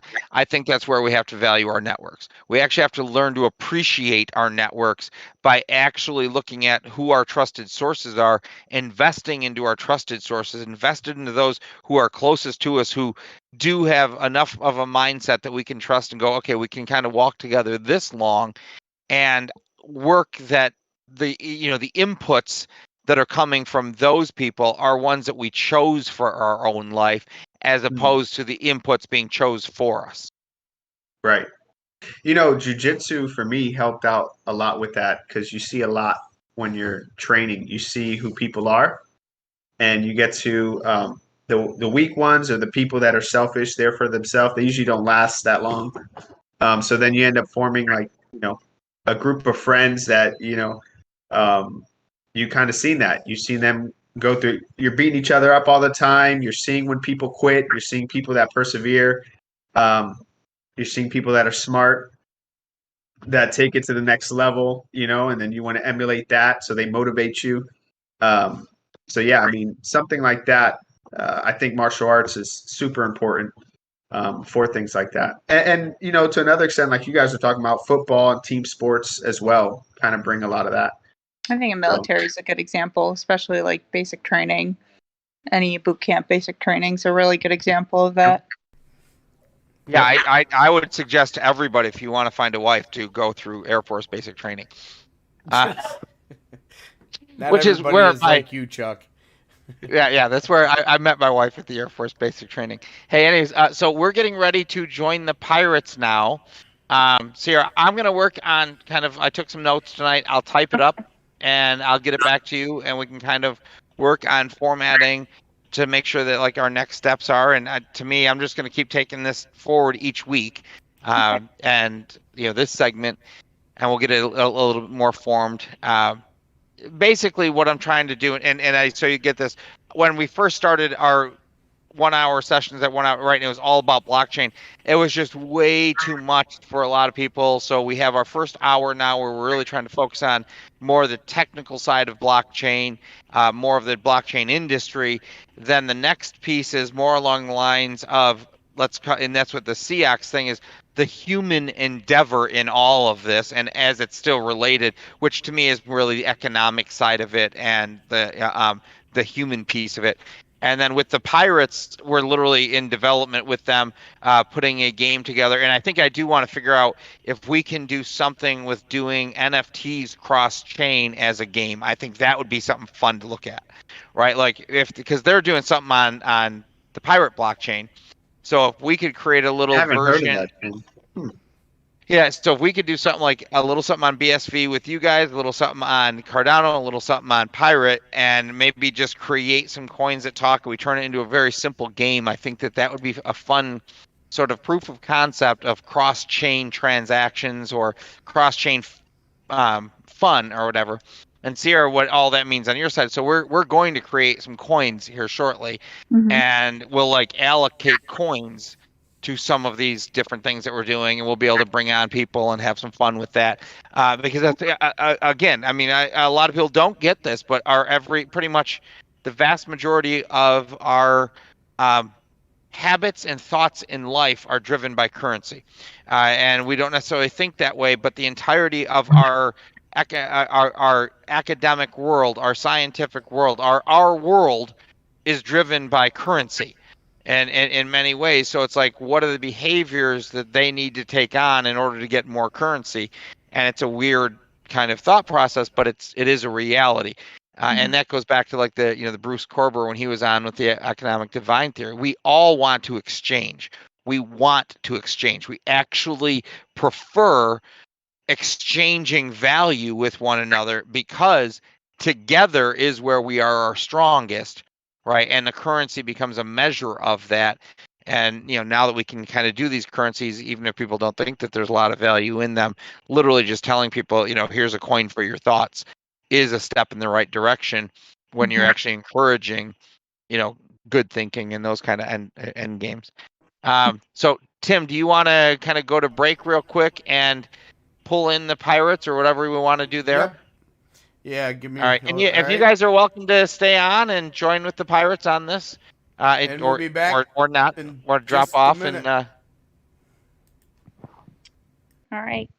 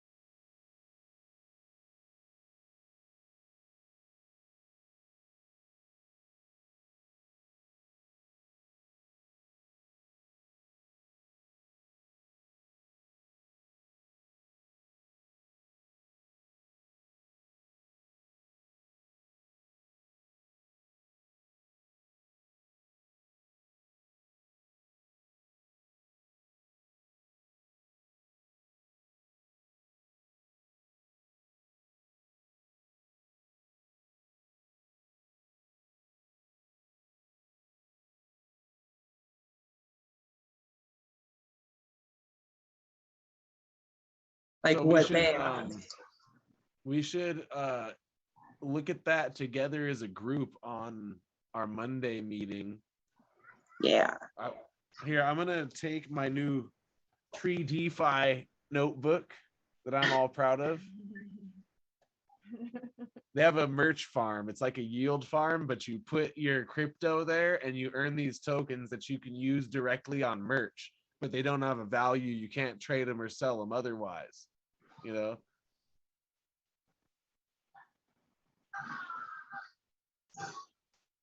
Okay, so I'm gonna start writing an agenda for Monday's meeting then. Sweet. Just because that is a good idea. And I'll send you guys in the Telegram group a link to the two that I've been looking at already. Awesome. What are they? Business plans for other eco villages. Okay. Yeah, we're gonna on Monday's meeting, I'm gonna start writing all this down. On Monday's meeting, we're going to go over eco. You want to write it down for me? Okay. Monday meeting, we're gonna go over eco village business plans together, and we're going to select survey questions. So, eco village business plans and survey questions for our eco village.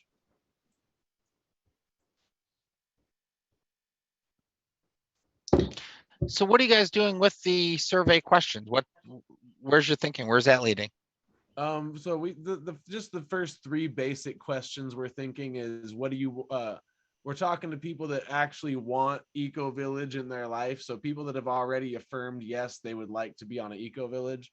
We're gonna ask them questions like what would you want out of an eco village? How much would you be willing to spend? What would your reasons for leaving culture be? Why would you be leaving? You know, questions like that to try to figure out who our demographic is and who would really be needing our services. And then we can do questions in the form of multiple choice answers where you can give several options, or say like out of these 10 services that we might offer, put in order of your response how much you would like them, 1 to 10, and it would be things like the restaurant, the trainings, the retreats, things like that. And then we could gauge like which thing was most important to them and what they would be most willing to come to us even for day-to-day retreats and whatnot for. Cool. Like Did you guys? So how'd the land look that you looked at? Ben came out here. I think Ben, since you haven't seen it yet, you should describe it to him because I've been in love with the Sequoia area and the Sierra foothills for like at least 10 years. So what'd you think, Ben? You're muted right now, so unmute yourself, sir.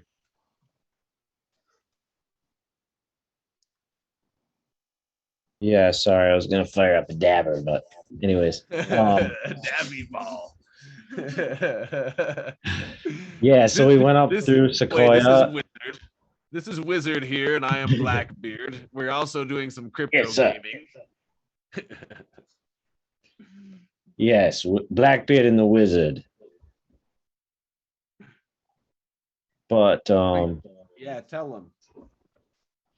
yeah, we drove up through Sequoia and saw General Sherman, the world's largest tree by mass.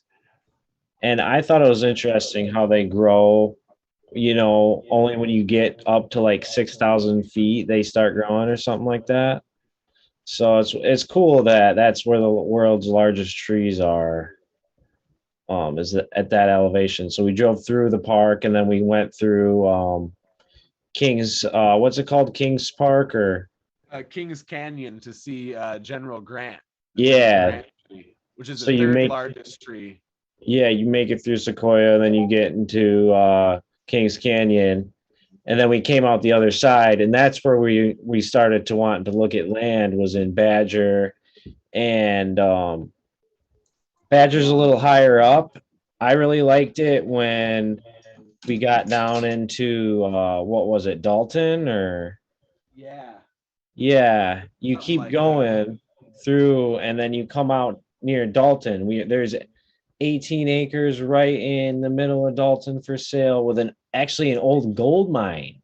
Oh, cool. Cool. That's Very like, cool. oh, if you want to start mining gold or set up your off-grid homestead, like this is the place for you. Well, sure. Why not? I mean, because to the idea of the tourism side of it, that would definitely, that would definitely bring some people in and Yeah. just that little fun piece of it. Yeah, that's awesome. Yeah, so that I think I'm not sure what the elevation there is. Maybe like upwards of 3,000, I think it 4,000. was around. I think it was around 2,500 there, Yeah. and in the Badger area, Badger Miramonte, it was around like 3,500. Yep. Yeah. So I liked it a little lower. I wouldn't mind up in Badger and Miramonte, but I liked it a little lower down in Dalton. There was I don't know. I like being a little closer to 180 too, because then you can just hop on that straight into Fresno. It's like all Basically, downhill, straight into Fresno.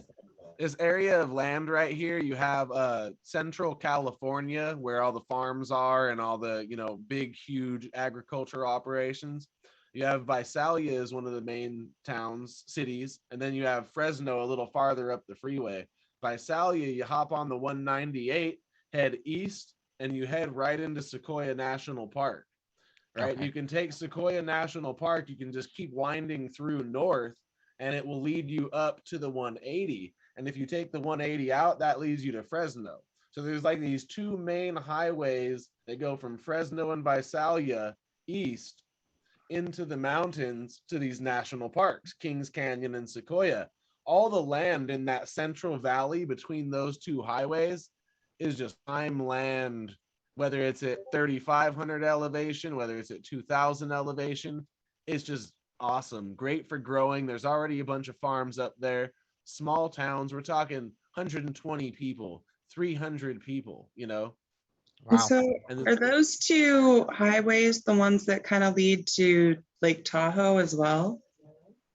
I don't believe so. I think I'm not exactly sure where Lake Tahoe is. These ones go directly into the park from Fresno. So from when you're Just in be Fresno, cool the if they 180. continued on to Lake Tahoe, because that means you catch all those people heading that way as well. They possibly do. I know that you can get to Yosemite through Kings Canyon. If you keep going up Kings, it's like hours away, but it says on a sign Yosemite 100 miles or something like that. That's So awesome. you got those three parks, Sequoia, Kings Canyon, and then Yosemite, one right after another, pretty much. And how much are they selling these for per acre on average? Ben saw at the very cheapest, there was one that was like 4 acres for 30 grand, but it was just like flat grassland off the highway. We're looking more for these ones. Oh, go ahead, Ben. That's like directly off 180.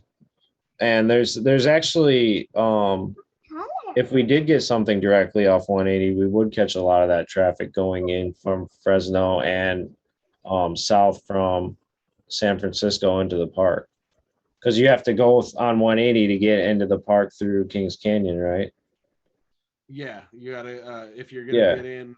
Yeah, if you're coming from Fresno, you would be passing right by it. See, and we're still discussing about the benefits of, let's say, showing up right off the highway or being a little bit more secluded, where let's say you have an Airbnb or a couple yurts or cob houses set up for Airbnb, and people can go out to a more secluded location.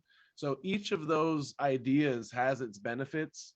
And Actually, I had thought about that same thing down here when I was looking at like how do we want to set up a camp, and I had actually thought about the idea of getting an acre or two on the main road, and that's more or less your check-in area, and that's where guests or whoever else if you're selling your retail would be there, but yeah, your actual camp. And you can shuttle them to the camp. They could park their cars at the right off the main road, easy to find. Maybe you have a little farm stand right there, and then Exactly what I was thinking. there. I like that idea. That'd be a good spot for Airbnb. Boom, we just start up an Airbnb with some storage containers. You get 20 storage containers, that's like 4 or 5 To prioritize, 100. I would say getting the land where we could move to essentially would we want it to be first while we set up the other plot of land. It's going to be hard like to move to the plot that's right off the highway like that and be able to set up what we're setting up without getting some, well, what are you guys doing over here living in these little cob house pirate ships, you know? So you're saying you do want to set up off the highway first? You wouldn't mind doing that, or do you want to set up like back in Badger or like unseen off 180? I would like to set up in a spot where we can have a little bit more privacy, like as our living location, and then set up the other location second, because if you know, I wouldn't want to draw undue attention to our eco village right off the main highway before we're established. You know what I mean? Yeah, I think for that right off the highway, the minimum price would probably be like $7,000 an acre for those 4 or 5 acres. So $3,500, and then like private would be like 14 grand an acre. Like that gold mine place was like 250, 300 for 18 acres. So that'd be about 13, 14 grand an acre, double. But that was also that gold mine place. But I think the best way to go about it, we need to get some actual factual numbers. So we need to call up some realtors. We need to do a little bit of digging, figure out exactly what numbers we're dealing with, what size of land, and really what we're looking at, and decide from there. Because, you know, as a painter, I can tell you, just because a paint job's cheaper doesn't mean it's going to actually hold up, you know? So we might want land that's going to cost a little bit more, but be a little bit more secure to start, and then expand to the other land afterwards. But again, you know, getting right off the main highway might give us the jump start we need to get the other land.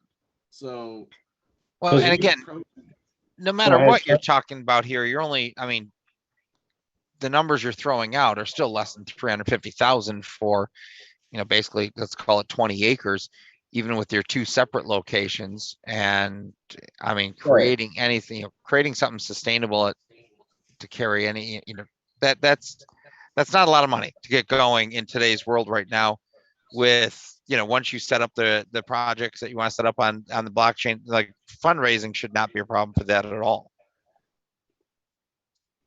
Yeah, we're looking 350 or less, but we could start up with the 4 acres for 50, 60K, and maybe like do the Airbnb to slowly like work our way towards the larger plot of land closer by. That would be, I would feel that would be the only reason to get the cheaper plot first, and we could also potentially move there ourselves, but Jake was saying he wanted to look up the local laws. I can send the Zillow links for that plot, Jake. We don't need a realtor to show us that. And then you can start looking up ordinance as far as farming. What I was thinking is that realtors might have land that's not listed on Zillow or LandWatch or any of those websites. Like we might be able to find some hidden gems that are, you know, not on the main consumer websites. Because I have a buddy who's a realtor, and they get these lists that are sent to only realtors, like these newsletters and stuff.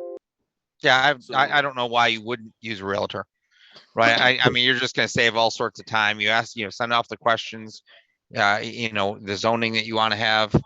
They're going to at least know where to direct you, and I mean, relatively cheap in the grand scheme of things. Project and asking if the zoning up there would be able to handle a project like ours.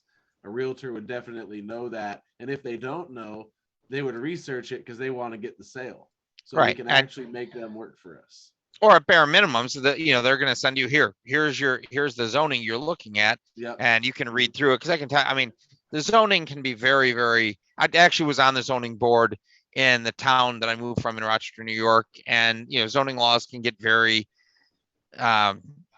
specific, right? And ultimately they have attorneys for that. But if you got the general, yeah, it looks like this would be fine. As you got closer to do your due diligence, you'd make sure that everything was in line. Let me change subjects on you. What's going on with Rune? I mean, it's like blowing up. There's Rune all over the place. What is this? Rune is awesome, man. They actually put me on the team. I'm the social media manager now, and I was just a fan. It was a yield farm that came out in March, and it's based on Diablo 2, or was based on Diablo 2. It's based on old school MMORPGs like Diablo 2.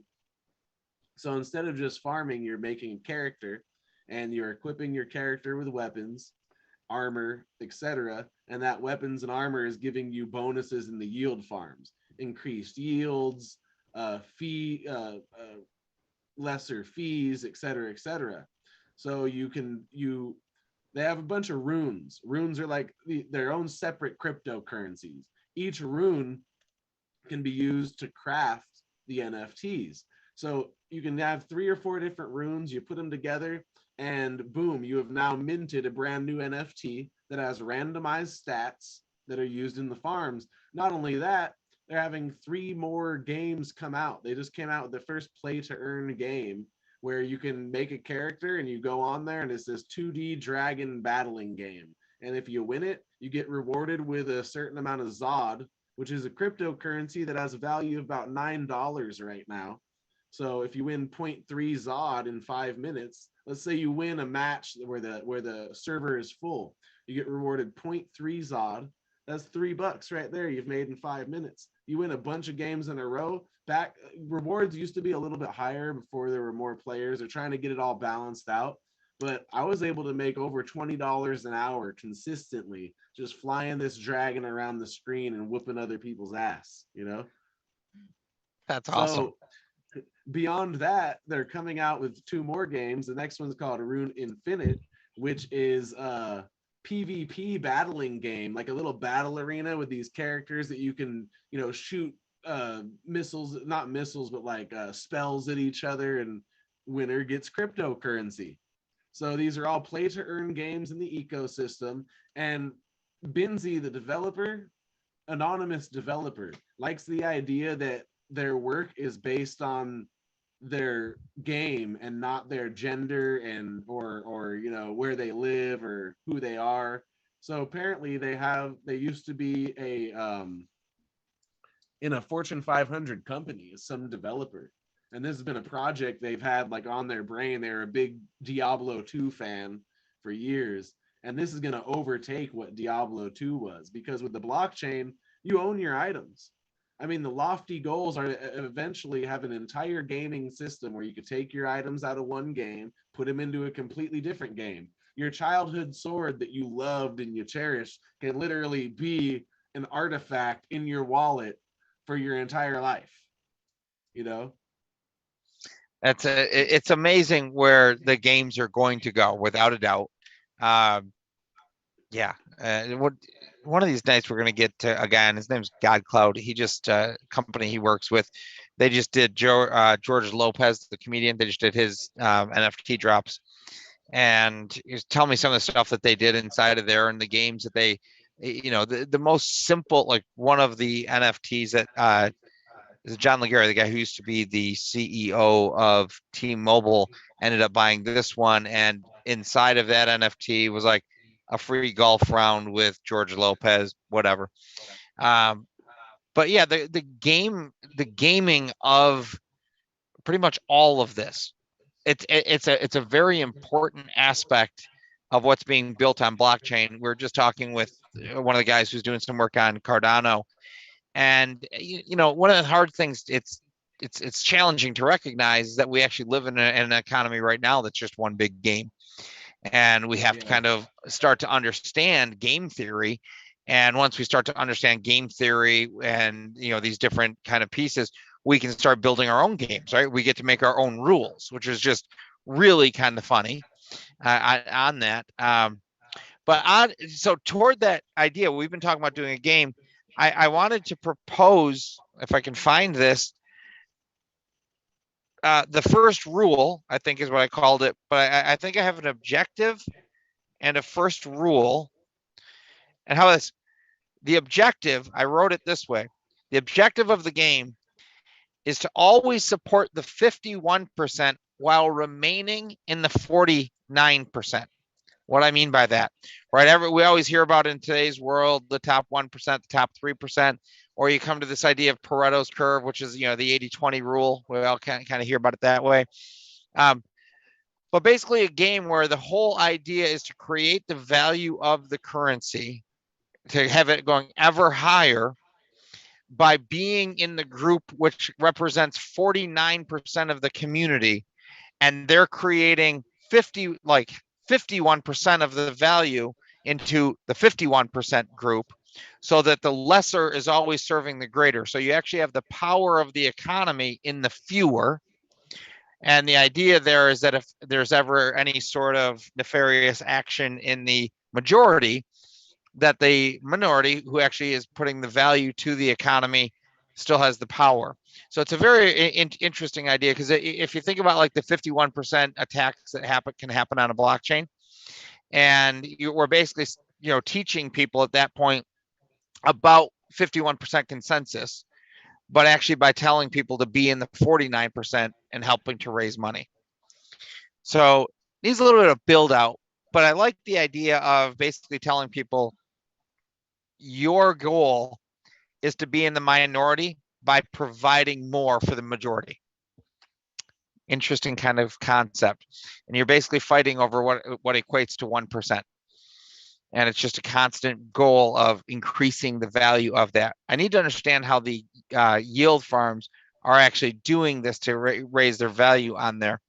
But I said that the token rule was something like this, is that there's always a 1% grace period. So there's going to be a period of time between exchanges, and there's like this 1% that you're fighting over, because that would put us back to 50%. But the end goal of the 49% is to always create a 2% buffer, so you never come near your 1%. Again, I think that came out of, I don't know if you guys saw it, that BSV was just attacked this week on a 51% thing. It didn't succeed. You wouldn't expect it to succeed. BSV. Which one is that? Blockchain Satoshi Vision. It's the fourth chain after Cash.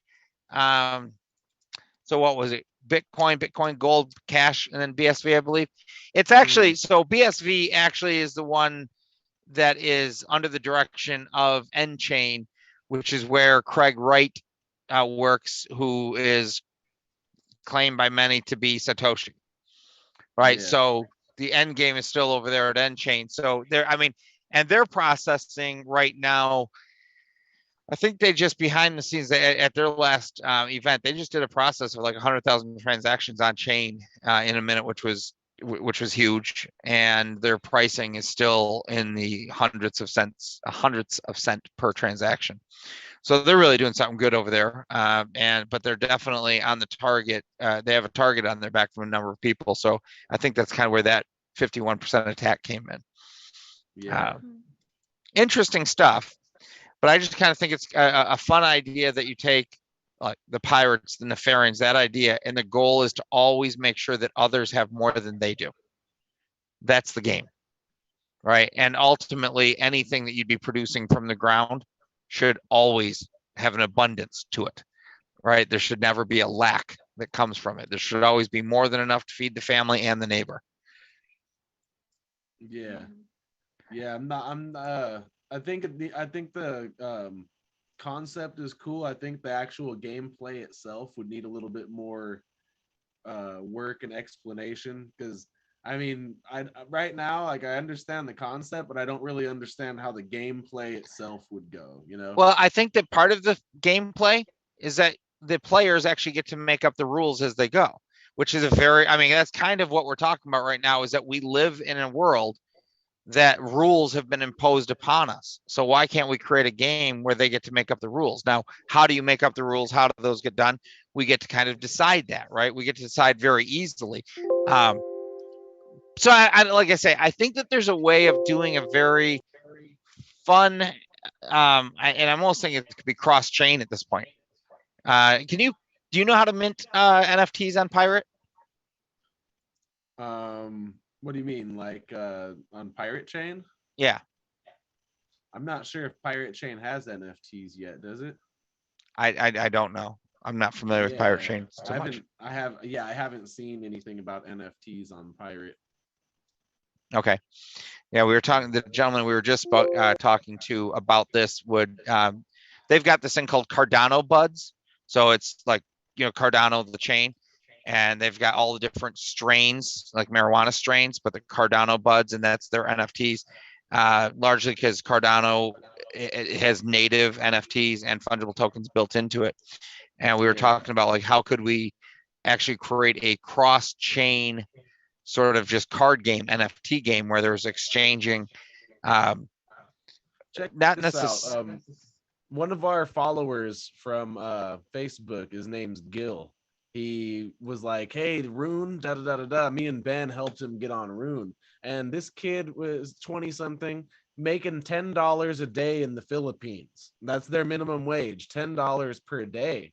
Well, he started playing this game, which is literally just a 2D game on the screen with dragons flying around. You eat sprites to make your dragon bigger, and if you're bigger than the enemy, you eat them. Whoever has the highest points at the end wins. This kid started making $10 an hour playing this game. He went from $10 per day to $10 an hour and told us he was able to pay his bills from this game, help his family, etc.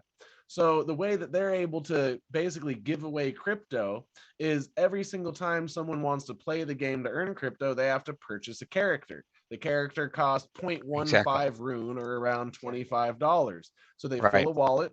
They also had a fundraiser where they had pets, right? These pets were selling for like $1,000, $3,000 of BNB, right? 15 BNB for this pet. And they raised $100,000 in their marketing wallet through this fundraiser. So they're able to take some of that marketing money and put it right back into the evolution game as a reward that draws more people in. I Yep. mean, the developer Binzi has this system just worked the hell out. So what we were thinking is not mimicking her system or whoever it is. We were thinking about sort of making a card game like you were talking about. Yeah. Rather than trying to reinvent the wheel, make something with very high gameplay ability, something very fun, something that's very simple to learn, like Hearthstone, like Blizzard's Hearthstone. It's a card game kind of like a Magic the Gathering, but even more simplified. But on Hearthstone, you don't actually get to own the cards. You pay a bunch of money for these virtual card decks, but you don't own shit because it's not on the blockchain, right? So we were thinking sell NFTs along with our project, and those NFTs could be gold foil playing cards. And those playing cards can be maybe the champions, like Hearthstone has certain champions, the warlock or the paladin, and they each have different abilities. Well, you know, in business, a lot of the time when you see something that's already garnered tons of success, rather than trying to reinvent, grab onto that and make it your own, right? We can make a Yes. dope ass pirate game, dope ass card blockchain based card game. There's already one going on, but it's on Ethereum and it's hella expensive to get cards. It's called what's it called? I have it right here on my computer. Immutable is Gods Unchained it's called. And they use Immutable X, which is based on Ethereum, and it costs like freaking, if you're going to buy $5 of cards, you're paying a $20 transaction fee for your $5 Which of cards. ridiculous. Yeah. So Rune is actually on Binance right now, which already has lower fees right off the bat, but they're also going to cross chain to Matic, and they're going to make a Matic bridge. Matic has even lower fees than Binance. Matic, like you were saying about the other one, transactions are hundreds of penny. So now imagine we make a blockchain based card game. We make really dope cards. We give away gold foil cards as NFTs as the as part of the fundraiser.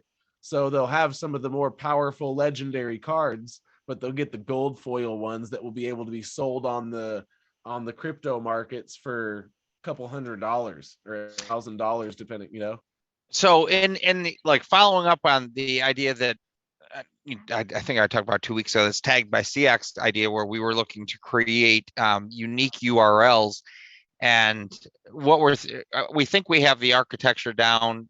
It's going to take a little while to really test it, but basically what we're thinking we should be able to do is to create a URL which resolves to a token, which would end up acting as a commissionable event assigned to an NFT.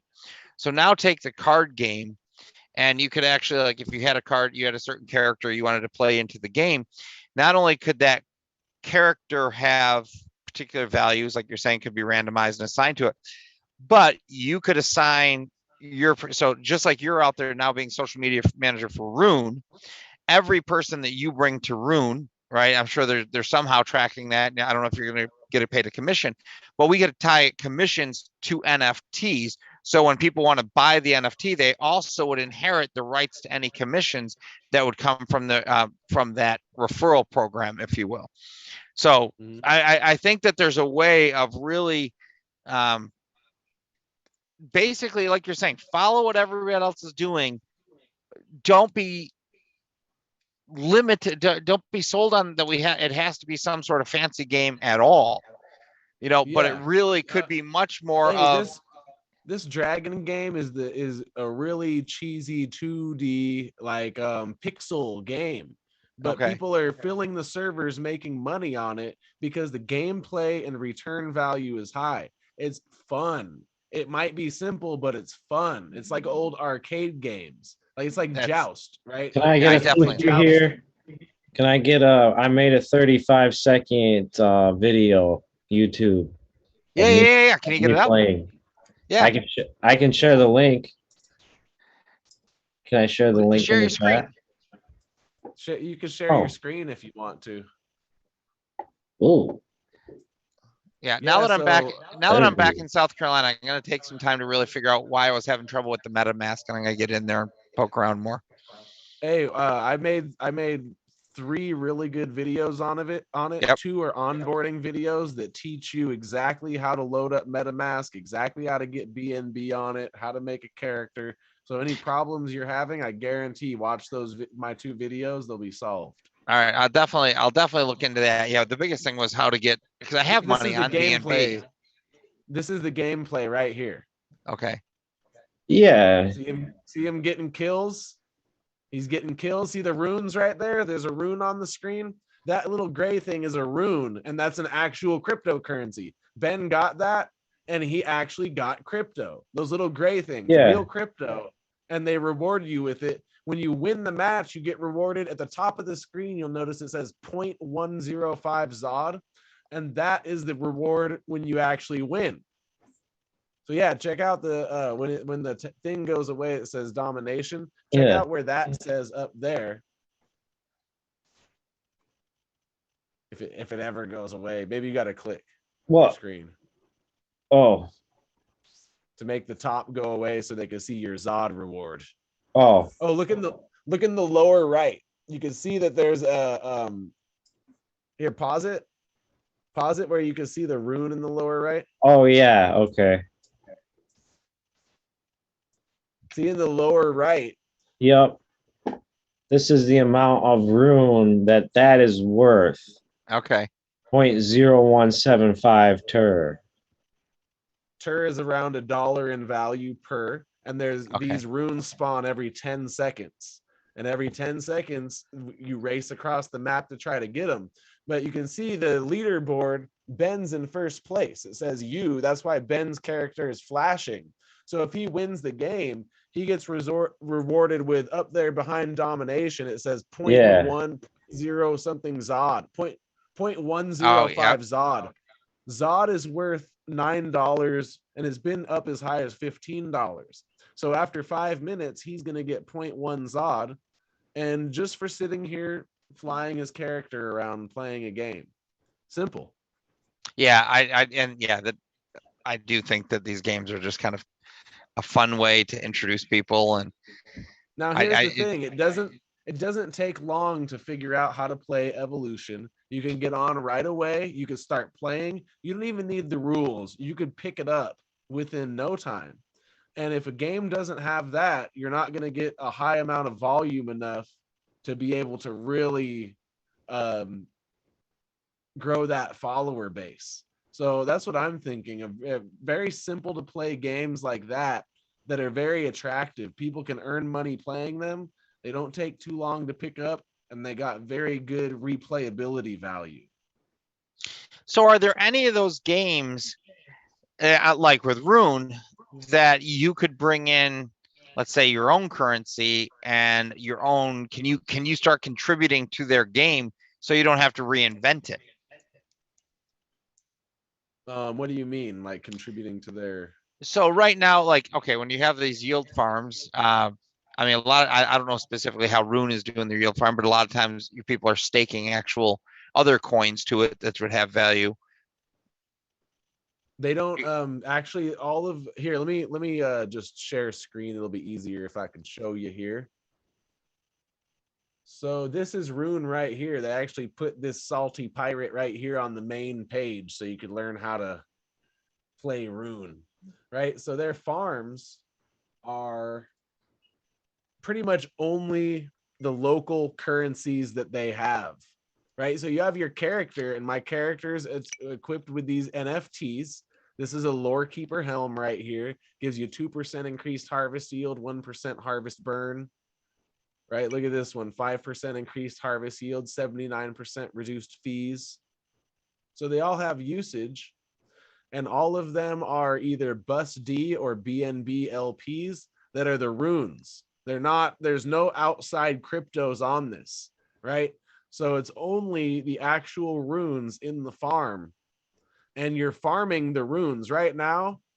If you look at my staked only, I'm farming this Lum rune right now. Every week or two, a brand new rune comes out, and these runes are used in crafting the actual NFTs you're using in the game, right? So you can see here in the, let's go to rune words. These are the different items you can craft, and you can see they each have a different amount of runes. This one takes a Nef Eld Tur and L rune, and you can see they not only are used in the farms, they're going to be used in all the games too. They Okay. already have stats for Sanctuary. This is going to be the full scale MMO RPG right here that comes out, Sanctuary, Arcane Sanctuary. But they're going to have usage in all of them. You can craft them all, equip your character with them. And then when you're farming, you're actually farming the runes themselves. So right now we're farming the Lum rune. And then after the Lum rune is done, it's going to be the Ko rune. And these are all limited in quantity. It's also fluid farming. So you don't even have to withdraw. If you don't want to, it'll just switch you automatically right to the next rune. So my staked farms, I haven't even harvested my runes from before. I still have multiple runes I haven't harvested, Hell runes and Io runes. So out of my Lum runes, check out how much money I've earned in 1 week just on the Lum runes. 173 bucks. Got 364 Lum runes. I got about $2,000 in the farm between the 3 farms I'm in. So that's going to harvest, and then it's going to switch to the next one. And each of these cryptos has their own value. So each rune has its own value, and depending on the market demand for it, the value will increase or diminish. Well, since this game, the MMORPG isn't even set to begin development until 2022, what do you think is going to happen to all the runes when all the new players that come in need them to craft all their weapons and armor?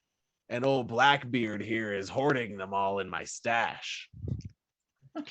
That's awesome though. It really is. There's the that's a system whole there is a genius. The developer Binzi, fucking genius. The system there is incredible, and it's creating a whole new room in the crypto space for itself. Like there's going to be nothing to compete with that. You have random games like Axie Infinity. It's like a Pokemon type of game. You have Lost Relic, which is sort of like a Diablo 2 type of game, RuneScape type of mixture. But you don't have a whole system that has multiple games that are all used together with farms and giving people in other countries opportunity. I've heard so many different players that are in a country that either had COVID lockdown or very low payment, make $10 a day, like I was saying, and they've been able to completely fund their lives, pay their bills, eat from games, from sitting here playing a game.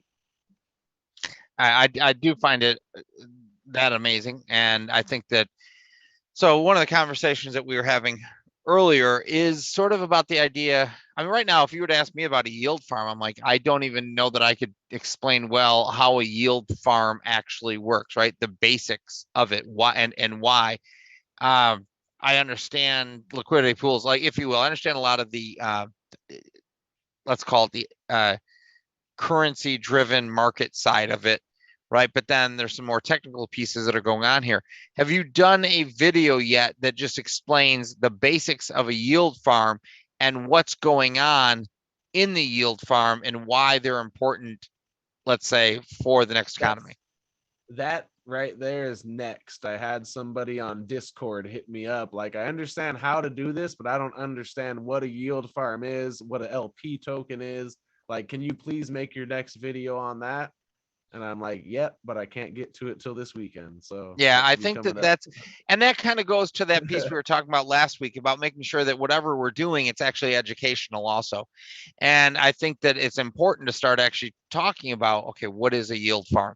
And what's the most basic version of a yield farm? And again, I think it's generally stake and trade, right? Here's my problem with the majority of yield farms. Just like I was telling you, the majority of shit coins, they're Ponzi schemes. The majority of them are, and they're all based on new people coming in, and the old sellers that were the first ones into the farm sell on all the new people. The price of the coin drops, and all of a sudden you have a bunch of people left without any money, holding bags of shit coins. And the reason for this is zero utility. The majority of yield farms, besides farming, have absolutely no utility. Exactly right. Exactly right. And I think that that's a hugely important piece. And I know from our perspective that really, let's say just on our software platform, it is all utility, right? It's like we don't actually have a lot of gamification to it. There's an educational component that drives to it, but it all is utility for purpose. Exactly. It creates decentralized apps. I mean, it just built on top of the software, and the coin just is the accounting method, if you will. And absolutely, I think like early on when I started learning the cryptocurrencies, I didn't necessarily go after all the ones that were just getting popular because I was actually trying to understand what is the computational benefit of this blockchain, and where does that come into play? And I think that there's a lot that people have to learn on that. Nonetheless, I look forward to your next video, because I think that that's a great starting point. Like, what is a yield farm? Why do we have it? I mean, particularly I understand also like the absolute need for liquidity pools, and the two of them play hand in hand, and they play well together. And in nascent industries, and particularly in one the blockchain here being built on currencies, we are going to have a lot that quote unquote look like shit coins, right? And it doesn't necessarily mean that that was the intention behind any of them in the beginning. It was just a bunch of people trying to understand, and that's what they were thinking they would do, is they'd get in low and sell high, because that's all they've been taught to do in the world that we live in right now. But yeah, we actually need to be teaching, no, let's create value together, because it is not just about running up the price of a coin, but making sure that there is utility, because through utility is where true value is found. The only way a price of a coin runs up is by new investors coming in, and that's when the old investors sell their bag. Unless the coin has actual utility and usage, you know, within rune, every time you're crafting a weapon, those runes you're using get burnt, which raise the price of everyone's runes. So it's creating this game, and people are in the game because they want a game. They're willing Right. to, they're already spending money on Fortnite, they're already spending money on all these games. So the utility is going to be constant there. I think I think a lot of projects that don't have utility are definitely not going to survive when regulation hits. Absolutely. Yeah, absolutely. And I think that we're going to see some of that pretty soon, Soon. Yeah, I think so which is too. not a And bad thing, right? I mean, it's thanks one of to Elon and Doge. yeah, it's well, and again, I'll say it again. In that case, you're buying a brand, you know, you're buying a network, and you can re-engineer the coin. As long as you can re-engineer the coin can still have value. That's the one great thing about blockchain is it's just code, right? It's like so there's there's always been in technology these kind of three different ways of looking at funding, and one of them is the network effect, right? So Doge has network effect. It has Doge in some ways is Bitcoin, right? Bitcoin has the network effect because everybody's heard of it and is actually participating in it, even though as a blockchain it's relatively useless for the actual daily, processing. Um, Transactions or the technology to build on top of it as of yet. Right. Doge could be easily rebuilt. And it's just like, all right, now we're just going to kind of convert everything. And you've got a whole, it's just like you're buying a big brand that people have heard of at that point. Um, so when I think about having an Elon Musk running something like that, like you're not running it, but pushing it, you've got one of the world's smartest engineers, or at least a guy who has access to the world's smartest engineers Yeah. behind something like that. I'm not going to write off a Doge, but I get it 100%. It has no value or it has no utility right now. Yeah. But I'm there was a great argument that I heard, and I was like, well, actually, in some ways, it has the greatest utility of all coins because it's actually being accepted as true currency in ways that others are not. Right? People are actually buying tickets to go to see concerts or tickets to sporting events with Doge. I mean, there's more and yeah, more but places. you know why the banking industry and their little cronies, the billionaires, etc., would be pushing something like Doge is because it's freaking fiat currency that's tokenized. Right. The unlimited supply, constantly being minted. Only value is the usage you're talking about. They love it. It's fiat currency. That's why it's getting mass adoption. They want their surveillance coins that they can sit here and print millions of and control the inflation and the supply of. They don't want real crypto that they can't trace and Oh, control. absolutely. Hey, by the way, That's why I on don't that, like it. a little bit for our social part of talking about tonight. Have you heard anything about the Monero founder, one of the guys who's I guess he just got arrested? I didn't hear about that. You hear about that, Felicia? No. Which No. which guy? All right. So on just our last Here at Simon. guy that we were just talking to just shared this. He's like, hey, have you been following the Monero thing? They just arrested him. I'm like, no, I have not even heard of that. So I figured I'd ask you guys about it. And he said, you need to look into it because Ricardo Spagni. he said that it's really suspect, his arrest. Right. And What did they say they're charging him with? fraud. Tied to alleged offenses in South Africa between 2009 and 2011. He was on board a private jet scheduled to fly to Cabo when he was apprehended in Nashville. Yeah, so I've got to I don't know anything about it. There's definitely a lot of questionable activity. Made the request. What's that? The South African government made the request and they're seeking extradition on fraud charges. So it sounds like it's South Africa that's coming after him on fraud. What is the fraud in relation to? Says the charges, which are unrelated to Spagny's role at Monero, are tied to his previous employment as an information technology manager at a company called Cape Cookies.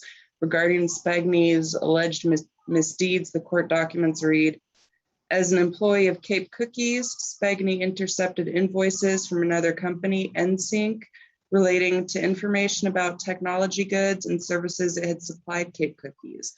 Spagny knowingly used false information to fabricate similar invoices purporting to be from NSYNC, relying on details including this company's value-added tax, VAT number, and bank account information.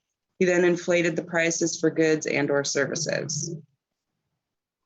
The government of South Africa alleges that the invoices did not contain the real bank account for NSYNC, but rather a bank account opened and controlled entirely by Spagny. It's definitely interesting, and whether we'll ever be able to know what is and is not real in this world anymore, that's kind of the real challenging part. I just find it interesting. Suspicious. Yeah.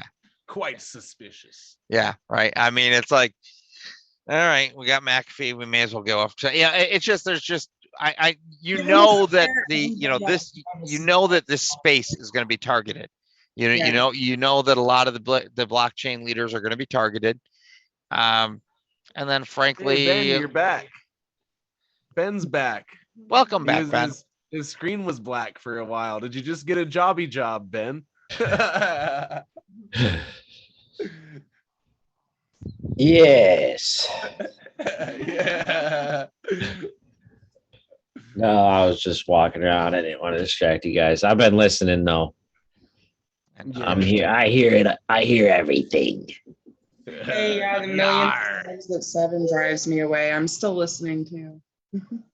See, we all got our little things going on, but we were talking about it today. I feel like our project is going so smoothly because there's no micromanagement and we're all sort of falling into our roles naturally.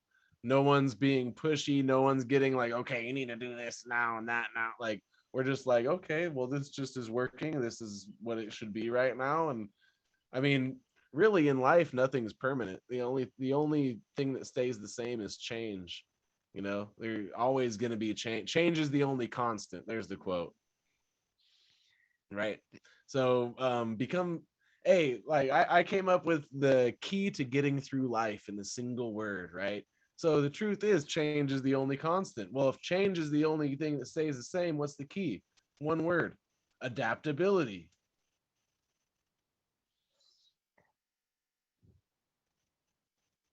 A lot to think about there.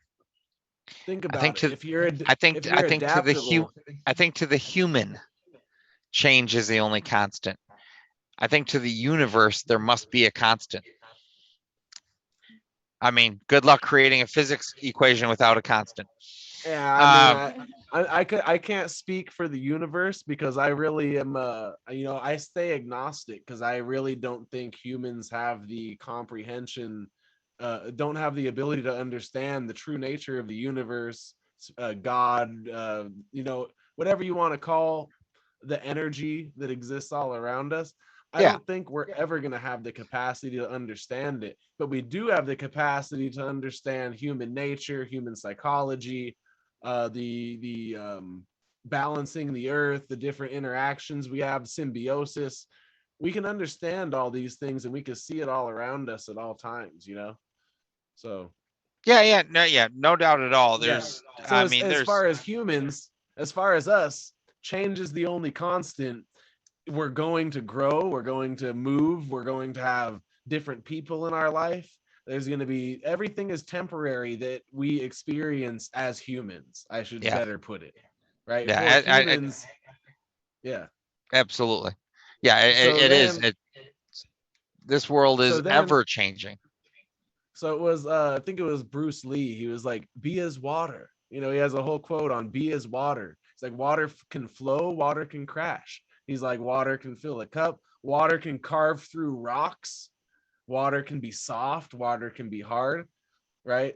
And that's how we have to be as humans, adaptable. So right now, we're getting back to why I even got on that whole tangent. Right now, we're all filling these roles that are falling naturally to us, but who's to say those things are permanent? That's Everything right. could change. We could feel more natural doing something else, and keeping it open rather than just feeling like you're stuck in this contract is one of the keys for this success and happiness. So a couple things to that. So it's funny you bring up the roles. Tim and I, it's not written in stone yet, but it looks like we'll be doing presenting at CoinGeek in October, if anybody's allowed to go to New York City at that point. And one of the things we're going to be talking about is decentralized collaboration. And when it comes right down to it, in decentralized collaboration, one of the first things you do have to figure out is you have to know your role. So I think you're spot on. And it's not like I get to define your role for you. It's like I get to define my own role for myself. And we can decide as a team, does that work? And how does that come together? And absolutely, it is fluid.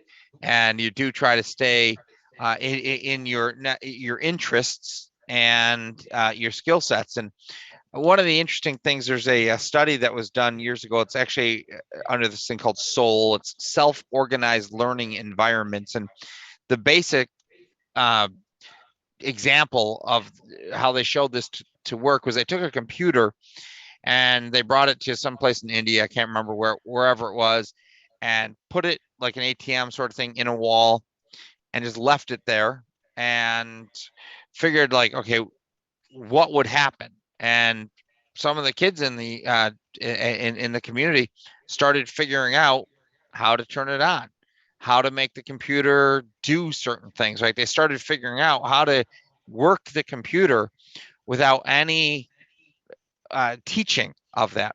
So then they took the computer and they actually loaded up with other information, and they started trying to figure out how far this would go. And it started working out that some of the kids taught themselves to use the computer to harvest information, and then other kids appreciated the information that was being harvested, and they learned from that. And they started finding that they got into these self-organized learning groups where one group was teaching another group because they actually got to self-organize on interest. And it goes as far as like the third iteration, and I'll get this horribly wrong, but I think the interesting part was they loaded up all sorts of information about like medicine and what was going on in the world, and they left it there to these kids to learn. And when the person who was running this test went back there, he was convinced like this time they had gone too far because all the kids were silent, and in previous ones they were all excited to share what they had learned. And finally he noticed that these kids were sort of downtrodden. He's like, well, what happened here? He's like, we gave you all this access to more information. What happened? And finally one little girl says, well, we did this and this, and he goes, but we just cannot understand why it is this particular protein won't go between here and one here. And it's the same spot that our current scientists had got befuddled at. There was actually in our biology where this thing wouldn't happen, and these kids had actually reached the same point amongst themselves where current medicine was limited. So, but they got like upset sort of because they didn't understand something and they couldn't understand it and learn it together.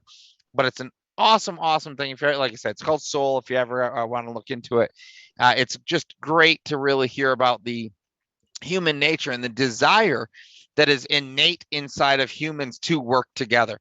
It is that our best self can only truly be found when we find the community that we can be our best with. It's where we can explore our best values together by stepping into that thing which is our interest, and where we know we can build value, and I don't have to take value for it because I get to keep some of the value that I bring. I don't give away my value. It's not like I don't lose my skill set. I don't lose anything when I contribute to the overall good. And so anyways, going back to that thing with CoinGeek, that's one of the exactly right. One of the first things we're talking about is that you have to know your role, and you have to sort of know your responsibilities, and are you going to commit to it, and how are you accountable to it, how are you going to help be accountable to creating the right mindset and the right accountability toward the culture, and making sure that we are building what this value system that brought us all together in the first place. and making sure that we're actually maintainers of the value, or stewards, or keepers of the values that brought us together, that allowed us to each participate in our greatest interest and create our greatest value together. So I think it's awesome. I think it's really super awesome that you guys are experiencing that right now. Well, going back to what you were saying about community, when I took my permaculture course at Quail Springs, that's what I realized is the missing element, that everyone feels this piece of them that they're missing. They feel this thing inside of them they're missing, and they don't know what it is. They try to fill it with this. They try to fill it with working harder, workaholism, TV, whatever it is. But we evolved in these communities, and when I stayed there for 2 weeks and I felt how it was, and I realized that is what we're missing. That's the missing element. We need all these people around that are that love us and care for us and accept us and want us to do our dreams and help us with our dreams, and we're all a supportive community living together, sharing with each other. That is how we evolve. That's within our DNA, and we have strayed so far from that. The tribe. And that's what we need to get back to. That's what it's all about. So that's actually one of the things that they attack most. They try to get us all in these separate fucking rooms. They try to get us all on our own electronic device in our own little world to keep us all separate. You know what guys were doing back in the 17 and 1800s? Getting together and figuring out how they could fucking kill their oppressors. You know what I mean? Yeah, and it's interesting. It's not we're beyond the point where they're just attacking the tribe, because the tribe doesn't really get to exist anymore in our world. They're actually now to the point of attacking the family, because the family, you're right, the family is that core unit that we have to build from. Because if we can't build as a family, we can't build as a tribe or a community. So, yeah, and right now is the only window of opportunity we're going to have to really create a globalized tribe of families that are unified together for a single cause. And that's where our pirate movement comes in, is that's what we want to do. That's awesome. Well, we have to jump back off, but hey, thanks always for our Thursday nights. We really appreciate you guys.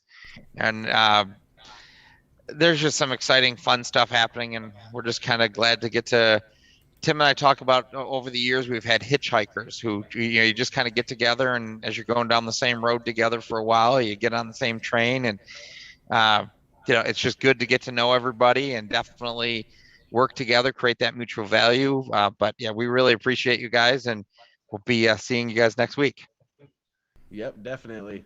You guys have a good rest of your Thursday night. Be well, pirates. Arr. Arr. Arr. Arr.